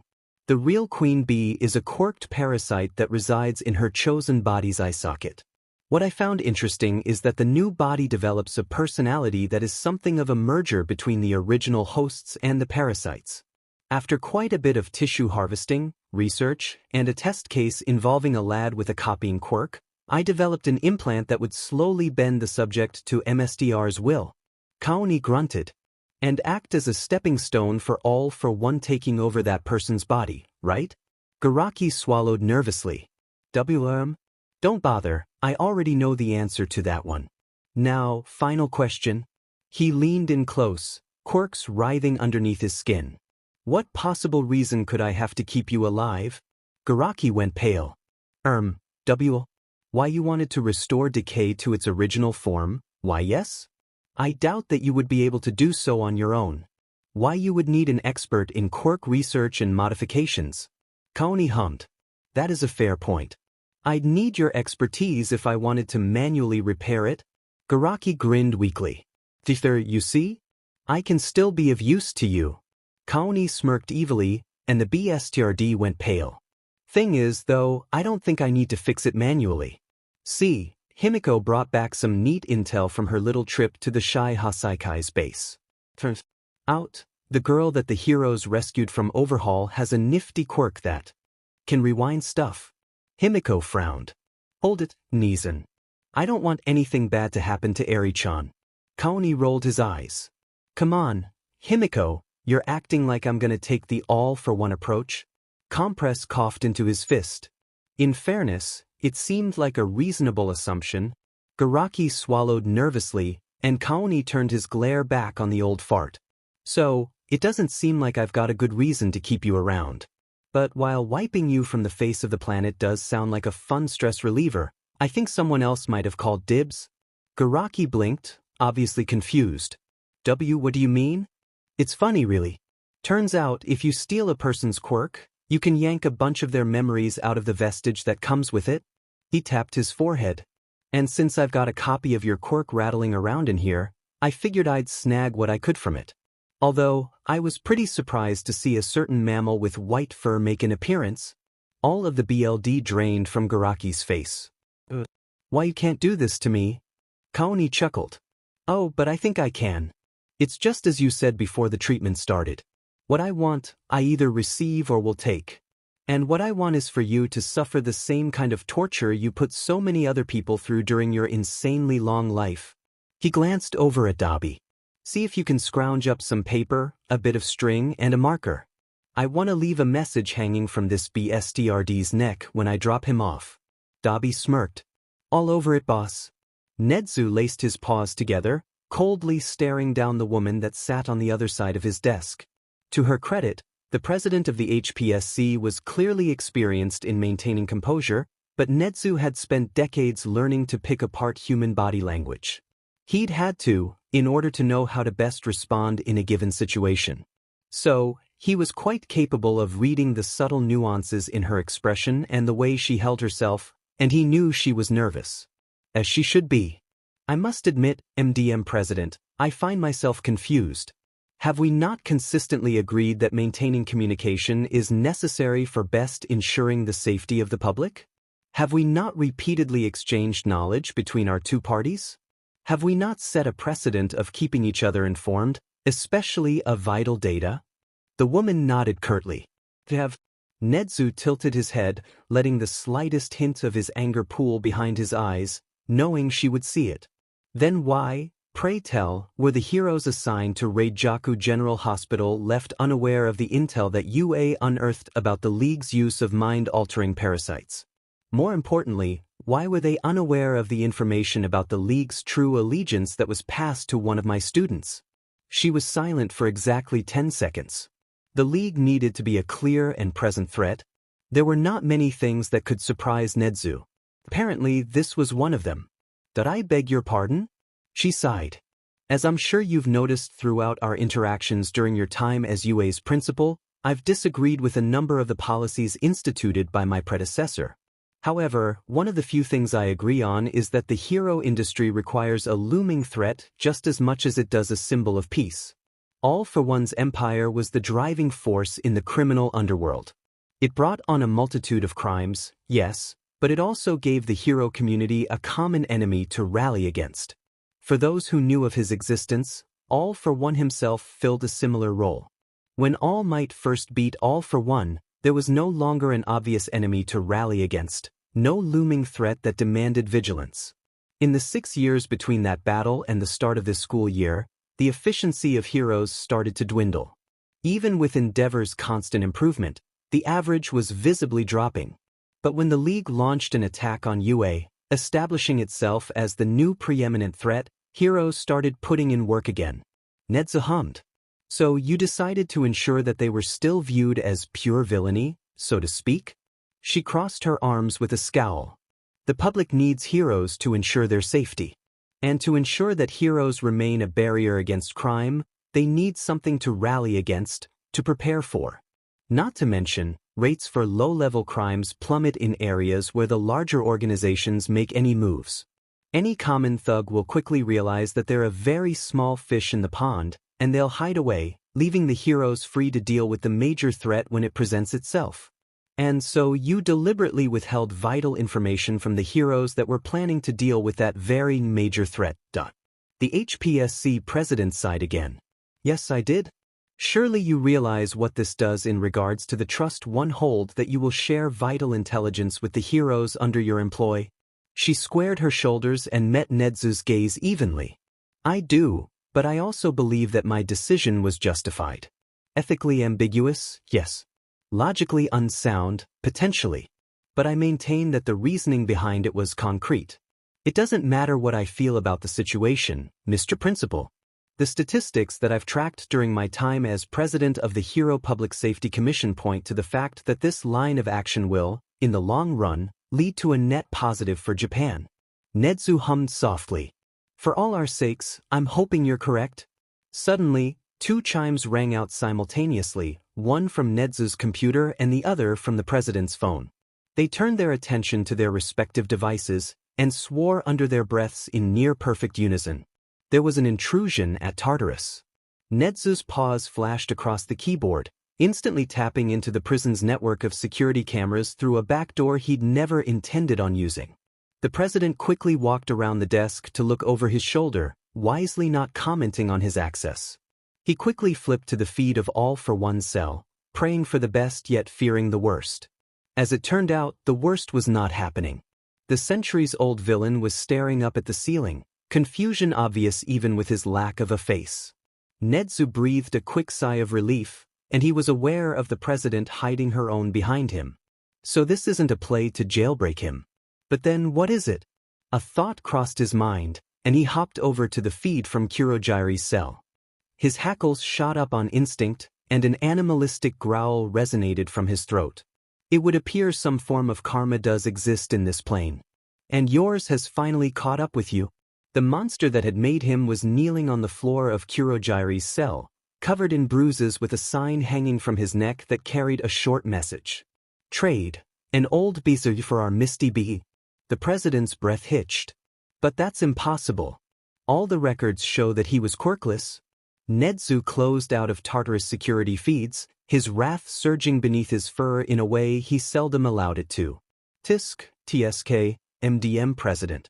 You of all people should know that nothing is impossible, especially not in the current era of quirks. Kurogiri slipped on his old bartender's outfit as Dabi incinerated the straitjacket he'd been wearing. I take it the League is beginning to openly renounce All for One? Koni grinned. Got it in one. Figured I'd throw UA's principal a bone while getting you back, and the doc's karma has been a long time coming. The ground rumbled as Makia emerged from the hillside sitting next to the safe house. New MSTR has turned against MSTR? But why? Koni sighed. Yeah, figured this'd happen at some point. He stepped outside, unfazed by the massive man glowering down at him. After everything Emter did for you, you would turn against him? Koni scoffed. Everything he did for me? The BSD never did anything for me, only to me. First he stole the quirk I was born with. Then he gave me a new one that was basically chopped in half, which made me accidentally kill my entire family. Then he groomed me for years to be his perfect puppet, both emotionally and physically. Also, he had a backup body in perfect form just in case his original one got damaged. Makia paused. Emister was going to take your body? Yeah.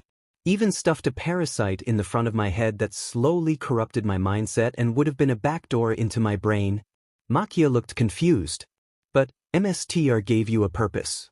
Gave you a role to fulfill. Gave you a life. Right? Kaoni scoffed. Yeah, sure, but only after he made sure I wrecked the one I already had. Fat lot of good he's done for me. Makia sat down with his hands resting between his crossed legs.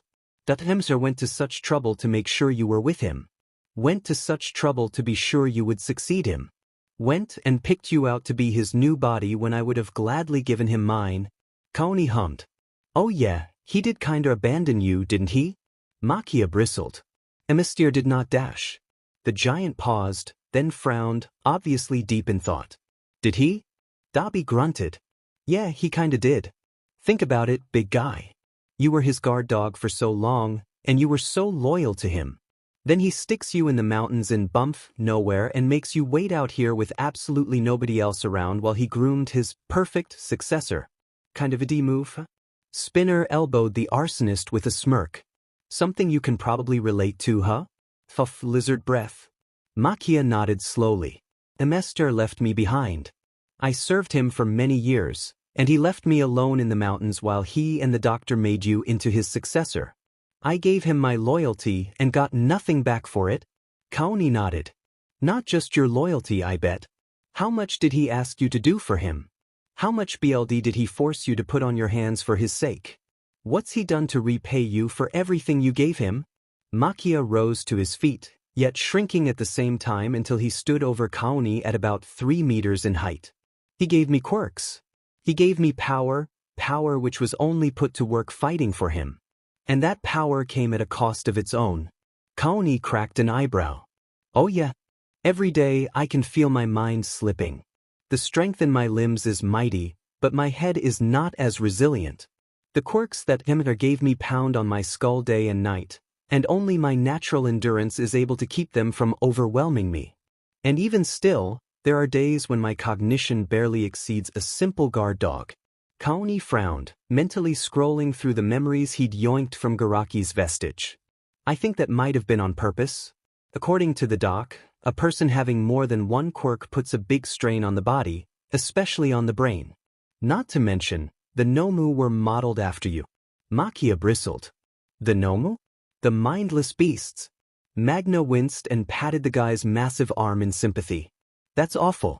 He put in so much work to be recognized, valued, and all he got back was more power that he just couldn't handle. Kaoni rubbed at his chin thoughtfully. He can't handle the power. Yo, Makia. The giant locked eyes with him. Yes? How'd you like for me to take some of that strain off your head? Any quirks you wouldn't miss too much? Makia paused for a second, then held out his left hand, palm up. In truth, I often find myself growing weary of my senses. Many times, there is simply too much to hear and smell. Kaoni laid his hand on the large man's palm, rooting through Makia's quirks until he picked up on the one that granted enhanced hearing and smell. Seems like the upgraded senses came packaged with forced loyalty to your... Twice scoffed. Forced loyalty? That sounds shitty. Kaoni grunted, extracting the offending quirk through Makia's hand.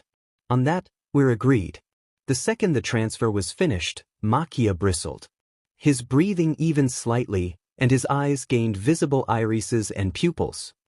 He stared up at the sky and inhaled deeply, before letting out a long, satisfied breath. The birds. Their chirping is pleasant, now that it does not ring in my ears. And the grass. It smells nice now that scents do not crowd my nostrils. The world is appealing when it is not intensified and forced into my mind. Himiko giggled. Yeah, I bet it is. Makia glanced down at Kaoni, then knelt with one fist planted on the ground. I see now that All for One did not appreciate me. He did not care for me any more than he would for a simple pet. But you are different. You care about your allies and their well-being. You are a good MSTR, not a puppeteer like him. I will follow your cause. Kaoni grinned. Sounds like a plan to me. I was wrong. You are not Shigaraki Tamura. You are someone much greater than that. What is your true name? Kaoni rubbed at his chin. You know, that's a good question.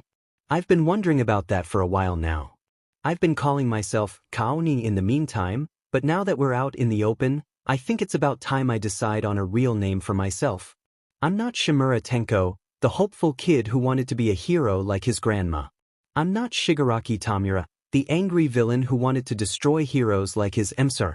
I'm just a guy who's done with society and wants to live the rest of his life on his own terms, with the people who want the same thing. What kind of name would that guy have? Compress politely coughed into his fist. If I might interject? I've been deliberating on the subject myself for some time, and I believe I have a suggestion I'd like to put forward, if you're willing to hear it. Kaoni cracked an eyebrow. Fine, lay it on me, Compress told him. A feeling of rightness bloomed in his eye and he grinned. Yeah, that's me, alright. You like that answer, Makia? Makia got to his feet and thumped a massive fist over his heart. It suits you quite well. If you find it fitting, then it is yours. Himiko giggled. I like it too. Ooh, can I use the family name too?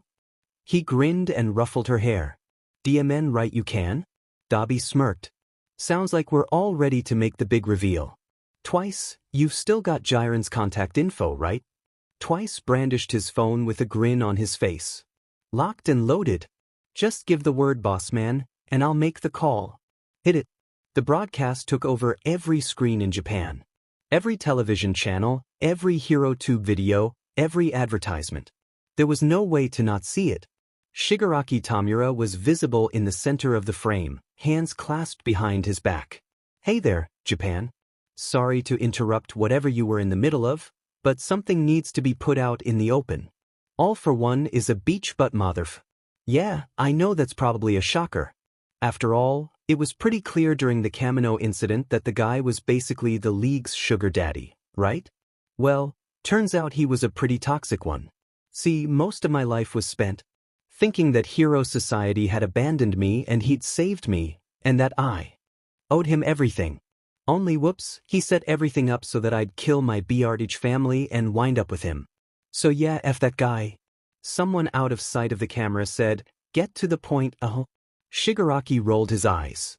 Fine, whatever. Point is, whatever you thought the League of Villains was plotting in All for One's stead, we aren't. Matter of fact, the League of Villains is gone. The HPSC can keep calling us villains if that makes them feel better, but the way I see it, we're just a band of misfits looking for a place in the world where we can be, well, us. And apparently, the only place like that is with each other. A haven from quote-unquote normal society, where we aren't judged or hated for just being ourselves. A place where I can decide who I am, instead of having my destiny chosen by someone else. Himiko stepped into frame, hugging Shigaraki's arm. A place where I can be who I want to be, not what my parents wanted me to be. Twice stepped into frame, mask in his hands. A place where I wouldn't be tossed aside if I screw up, and can feel comfortable. Dabi stepped into frame, hands in his pockets. A place where I can feel welcomed, acknowledged by everyone around me. Spinner stepped into frame, bandana around his neck. A place where I can feel accepted for my abilities, instead of rejected for my flaws. Compress stepped into frame, holding his mask against his face. A place where my talents are appreciated, instead of mocked for being useless tricks. Magna stepped into frame, sporting hot pink sunglasses. A place where I can be who I am at heart, instead of being forced to be who my body started out as. Kurogiri stepped into frame, his mist only covering his face and revealing his sky blue, wispy hair. A place where I can follow my heart's longing, rather than obey the orders of those without my health in mind. Shigaraki smirked. Call us villains if you want. We're just going to live our lives how we see fit, as who we decide we are. I'm no longer Shimura Tenko, or Shigaraki Tamura. Now, I'm Tamamura Taishu. And we're not the League of Villains. We're just the outcasts. Izuku dropped to all fours, ducking under a concentrated blast that hissed through the air where his head had been a moment ago. Barely half a second later, he pushed himself off the ground to avoid another shot, switching to green and gradually rising towards the ceiling. The sound of a twin explosion reached his ears, and he twisted, his opponent rushing past him with a much closer explosion hissing past his ear. Izuku countered with a spinning kick that landed squarely between the other fighter's shoulder blades, sending them flying. That's enough. Izuku dropped to the floor of Gym Gamma, Katsuki doing the same a good 10 meters away. Yagi-sensei nodded in satisfaction, tossing a water bottle to each of the boys. Good work. Young Bakugu, it's clear that your internship with Endeavor was quite helpful in regards to regaining your control of One for All. Young Midoriya, it's obvious that you've been putting in plenty of practice on your own time, and have greatly improved your coordination with all of your wisps. Izuku took a large drink of water and bowed his head. Thank you, sir. Katsuki wiped the sweat from his forehead and let off a spark that harmlessly detonated it into the air. In fairness, it wasn't so much an issue of control as it was me being paranoid and not trusting my body to know what it can handle. Aizawa-sensei grunted. Even still, from where I'm standing, it looks like you've got a grip on things. Green flashed out from Izuku and gave him a pointed look, briefly glancing over at Katsuki. Izuku frowned, staring down at his hand and flexing his fingers. You know, you've got a point. Katsuki walked over, one eyebrow raised. What's up? While it's all well and good that I'm getting a lot better with the wisps, I've kinda been neglecting the quality that makes them unique among other quirks, the fact that they can fuse with other people. Aizawa-sensei frowned. True. Much as I hate to admit it, the curriculum this year has largely been focused on improving yourselves so that you can stand alone. But teamwork is just as important in the field, especially since you can share your quirk with other people. Katsuki grunted. Yeah, but he's kinda gotta train with others in the class for that, doesn't he? From Nitai's research, One for All already has a lot of the same abilities as a lot of the wisps, not to mention I've kinda already got a permanent red. It's not like I'd get much extra out of them. Green glared at him and he winced. No offense intended. White popped out of his wisp capsule with a hum, rubbing his chin thoughtfully with one tentacle. Actually, there's been something bugging me ever since Katsuki unlocked Float, and right now seems like a good opportunity to test it before we forget. Izuku blinked. How so? White glanced over at Green. Remember how with Monoma, I was able to feel out the parasite as another presence in his mind? Green hummed. Yeah, and then we all took turns making sure we could do the same thing if we needed to. White nodded. Right. Now, trust me on this. Fuse with Katsuki, and see if you can find someone else in there. Green did a double take. You're sure?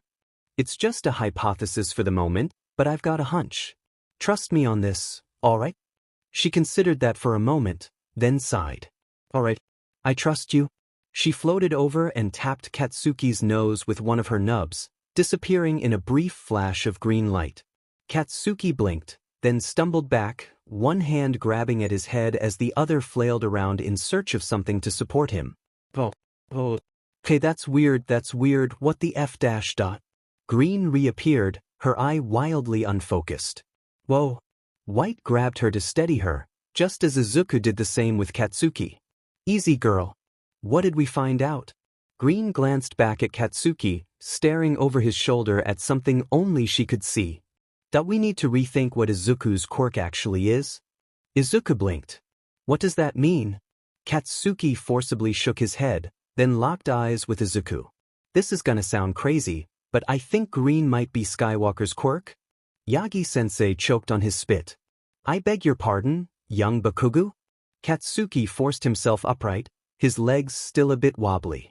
When Green was rooting around in my brain, she found the vestiges, and they got to talking. I could understand what she was saying, and she had the exact same voice as the seventh user. He scowled and smacked the side of his head. And then the DMN second user punted her out of my brain because he's a paranoid D and a stubborn BSRD. Orange popped out, a contemplative expression on her face. Let me have a go. Izuku opened his mouth to order otherwise, but it was too late. Katsuki dropped to one knee with a hiss of pain, clutching his head. God damn it, give some warning next time. Acting on instinct, Izuku grabbed Katsuki's hair and felt a tugging sensation in his CST. He dragged his hand back, and Orange was forcibly yanked out of the blonde's head. 1, 2, yep, I thought so. Izuku growled, don't do that again. Red popped out, and his other hand flashed out, grabbing the wisp's tentacles. Don't even think about it. Katsuki massaged his temples, slowly standing upright and leaning on Izuku for support. Orange sounds exactly like the third user. This is kinda starting to freak me out. Red pouted. Come on, it's not gonna kill him. Izuku was unmoved. Absolutely not. Katsuki bristled. I understood that. He wasn't even in my head, and I still know what he said. He glared. And he sounds exactly like my dipshit ancestor, who happens to be the second user. Yagi-sensei frowned. This changes many things. Katsuki winced and clutched at his head again. Oh great, now all the vestiges are shouting. Someone go get recovery girl before I pass out. He stumbled. Oop, nope, too late for that. The blonde dropped like a sack of potatoes, and Izuku turned the full force of his glare on Orange and Red. We're going to have a long talk about this. And once he's recovered, the two of you had better have some very detailed apologies ready. Taishu paused, glancing up from his phone. Kurogiri immediately warped over, still holding a cleaning rag. Is everything all right? He held up a hand, mentally digging through the quirk stockpile until he found the one that was acting up. What's going on, Float? I'm not sure. It felt like part of me was somewhere else for a second. I don't know if I can really describe the feeling. Taishu frowned. Do you at least have an idea of where you were? A little. Not in terms of coordinates, but for a second, it felt like I was back in one of UA's classrooms. A new voice he didn't recognize spoke up. Same here, really. Never went to UA myself. I was born before the place was founded, but it definitely felt like I was in a classroom for a second. Taishu hummed. And you are? Oh right. F.A. Gene, original quirk of the third holder of One for All. Taishu blinked. Hang on. First it was Float, then the third users. Something must be going on with One for All. Float hissed in a breath through her teeth. Oh boy. You're not going to investigate, are you? Because I don't think you want to be going to UA at the moment. Taishu rolled his eyes internally. Of FNG course not, I'm not an idiot. Just means I ought to be aware of anything that comes up. His phone crackled with the sound of static, knocking him out of his thoughts. The news app he'd had open was replaced with a camera feed from the inside of what looked like some kind of chapel. The main hall was filled with rows of people, all wearing the same uniform of a reddish-brown frock with a white hooded cloak and gray mask. Standing on a balcony above the crowd opposite the camera was a blue-skinned man wearing a large white cloak that was embossed with shiny blue circles. Greetings. We are Hummerais. We are those who have opened our eyes to the truth of the world while the rest of humanity remains ignorant. And the truth is thus: quirks are no gift. They are a blight upon the world, a disease that will bring civilization to ruin. A disease that already infects 80% of the population, and will pass to even more as generations pass. Total extinction is staring humanity in the face, but we will not allow it. Today, we look annihilation in the eyes and say to it, no, we shall eradicate the disease, and with it bring hope for survival. For humanity's salvation. The crowd echoed, for humanity's salvation. Well if dash. The blue-skinned man raised an ornate dagger in a reverse grip, holding it reverently over his head. Let salvation come. He pressed his thumb against the hilt, and the gem in the blade glowed as the weapon let out a mechanical hum. Taishu grimaced. That can't be good. The man tossed the dagger aside and looked into the camera, arms lowering to his sides. To the diseased, I have offered you a brief PRD of grace. You have 1 minute before the world is covered in a cleansing mist of trigger. 1 minute to make peace before your quirks leave, and take your lives with them. And to the mortally infected, the so-called heroes of the world, I say to you this: give up. You cannot hope to locate and disarm all of the devices before salvation arrives. Humanity will be saved, and there is nothing that you can do to stop it. The transmission cut out, and Taishu got to his feet, his grip tightening and crushing his phone. Says you. Kurogiri. The bartender nodded, dark fog flowing from his hands and forming into a cloud just barely larger than him.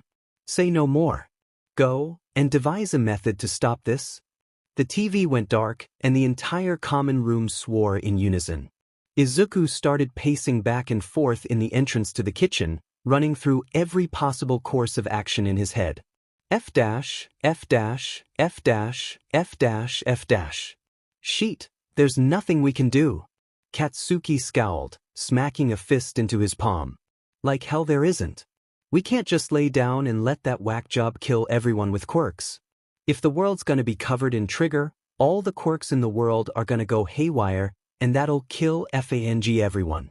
We have to do something, or else we're all royally F-ed. Aizawa-sensei slammed a fist against the wall. Damn it, but Midoriya's right. There's literally nothing we can do to stop a global catastrophe, especially not with less than a minute until detonation.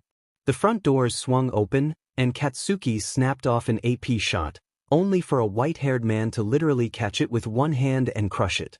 Not the time. Rainbow Brat, you're with me. I've got an idea in mind, but I'll need to run it by your principal first. Izuku's eyes narrowed. And you're doing something about this mess, why? Tamamura rolled his eyes. If the whole world's gonna be covered in trigger, then that obviously includes where my league is holed up, and since we've all got quirks, that means we'd be equally F-ed. So, like hell am I letting that whack job get away with this sheet? Aizawa-sensei narrowed his eyes. How do we know we can trust you? Tamamura snorted. You can't. But in a situation like this, what choice do you have? Izuku and Katsuki exchanged glances, and the former sighed. I hate it, but you're right. Let's go. Nedzu popped up out of a vent in the corner of the room, dusting off his vest. No need, I'm already here. What did you have in mind? Tamamura crossed his arms. Well, the immediate thought seems pretty obvious.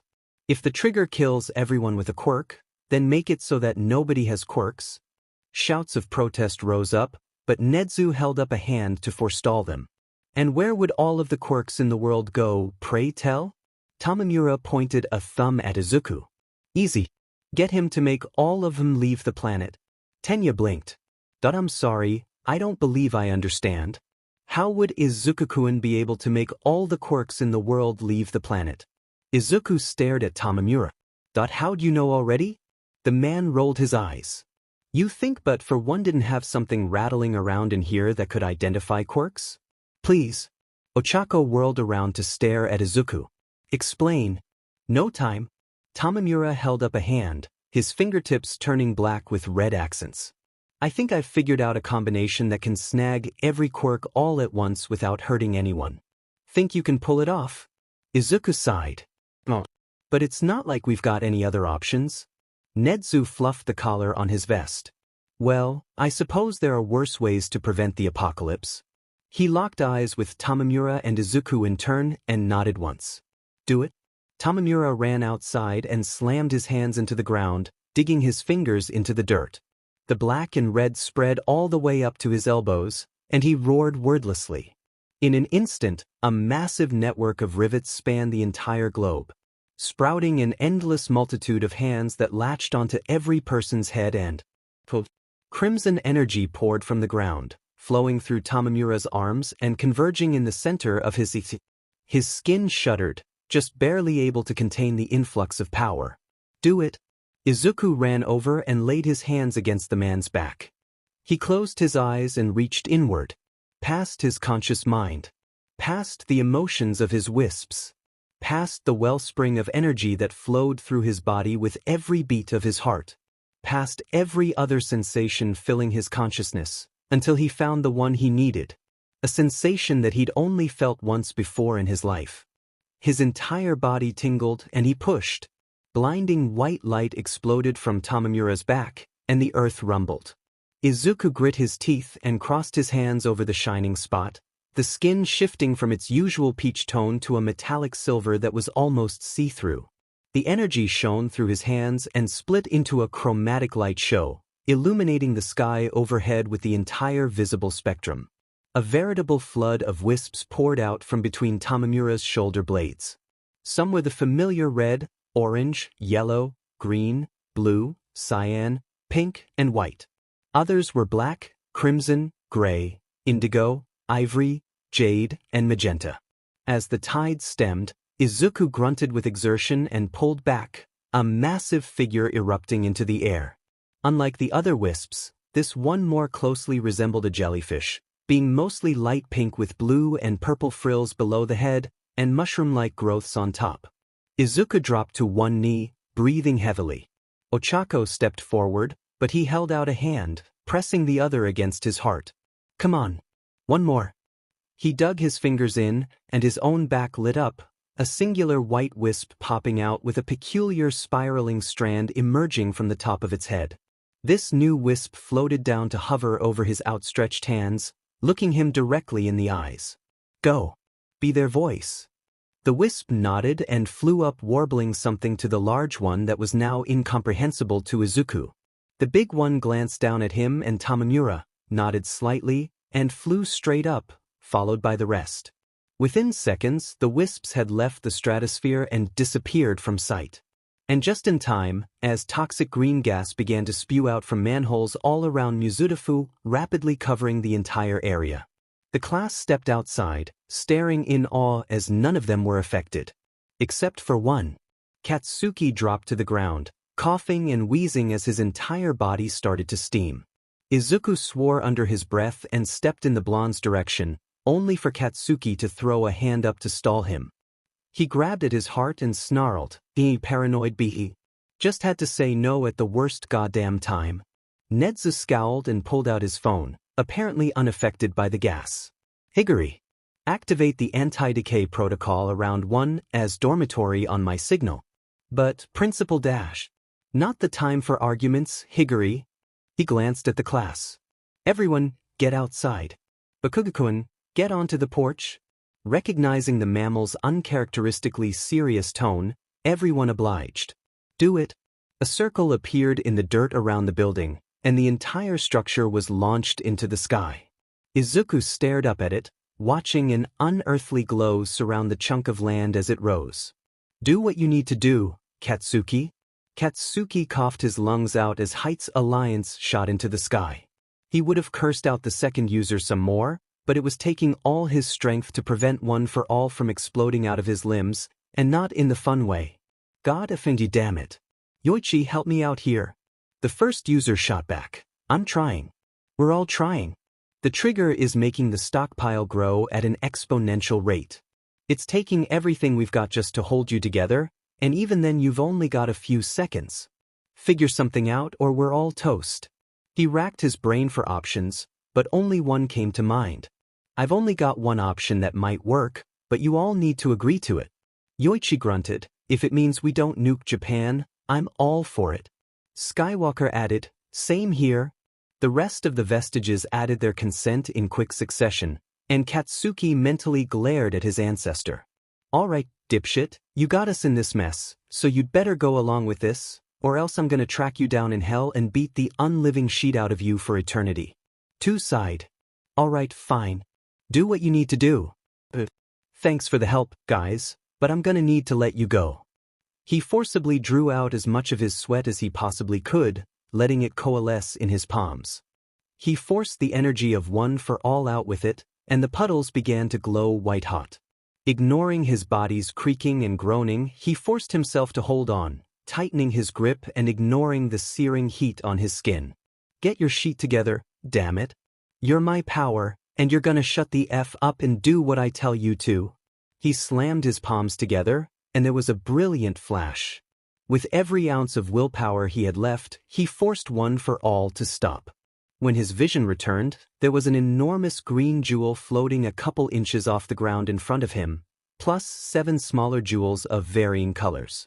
Each of the smaller gems felt like one of the previous holders, and the large one hummed with power that he could feel growing larger every second. Katsuki forced himself to his feet, carrying the giant jewel inside the building, setting it down in the middle of the central courtyard. It pulsed in time with his heartbeat, and the smaller gems slowly orbited around it. He stepped back and smirked, one hand briefly clutching at his heart. "Well, guess this is where we part ways." Unsurprisingly, the gem didn't respond. Yeah, I've never been too good at goodbyes either. Against his will, tears formed in his eyes, slid down his cheeks, and splashed against the dirt. He sniffed, wiped his face off, and chuckled. Look at me, getting all emotional over a bunch of shiny rocks. Whatever, just make sure you don't break apart, or something. He abruptly turned on his heel and strode towards the front doors, staring down at the rapidly retreating ground below. I didn't think about how I'd get down. Suddenly, one of the Maelstrom robots landed in front of the porch, and Katsuki recognized it as the leader of his personal squadron. Need a lift, Commander? Katsuki smirked. Seems like it. A green dot appeared in the sky, and Izuku bit back a laugh as one of the Maelstrom-class robots landed on the ground, holding Katsuki over its shoulder like the blonde was a sack of potatoes. Having fun there? Katsuki rolled off and landed on his feet, immediately striding over and wrapping an arm around Izuku's shoulders. Ochako walked up and poked each of them sharply in this. No, you two have some serious explaining to do. The two of them exchanged glances and shrugged. Why not? After all, there would be plenty of time to explain things. They'd made sure of that. Many millennia later. You know, I've been wondering something. What's on your mind? What are you thinking about? Well, I just think you put your faith in us a little earlier than seems reasonable, you know? Well, you did save us from being kidnapped. To be fair, we were being abducted and you saved us. Well, yeah, but I dunno. It just seems like you knew instinctively that we were people you could trust. Yeah, hummed, staring over at where a blue ball shot through the air at a giant robot. Shaped like a pinwheel with arms. Let's just say I'm familiar with heroes.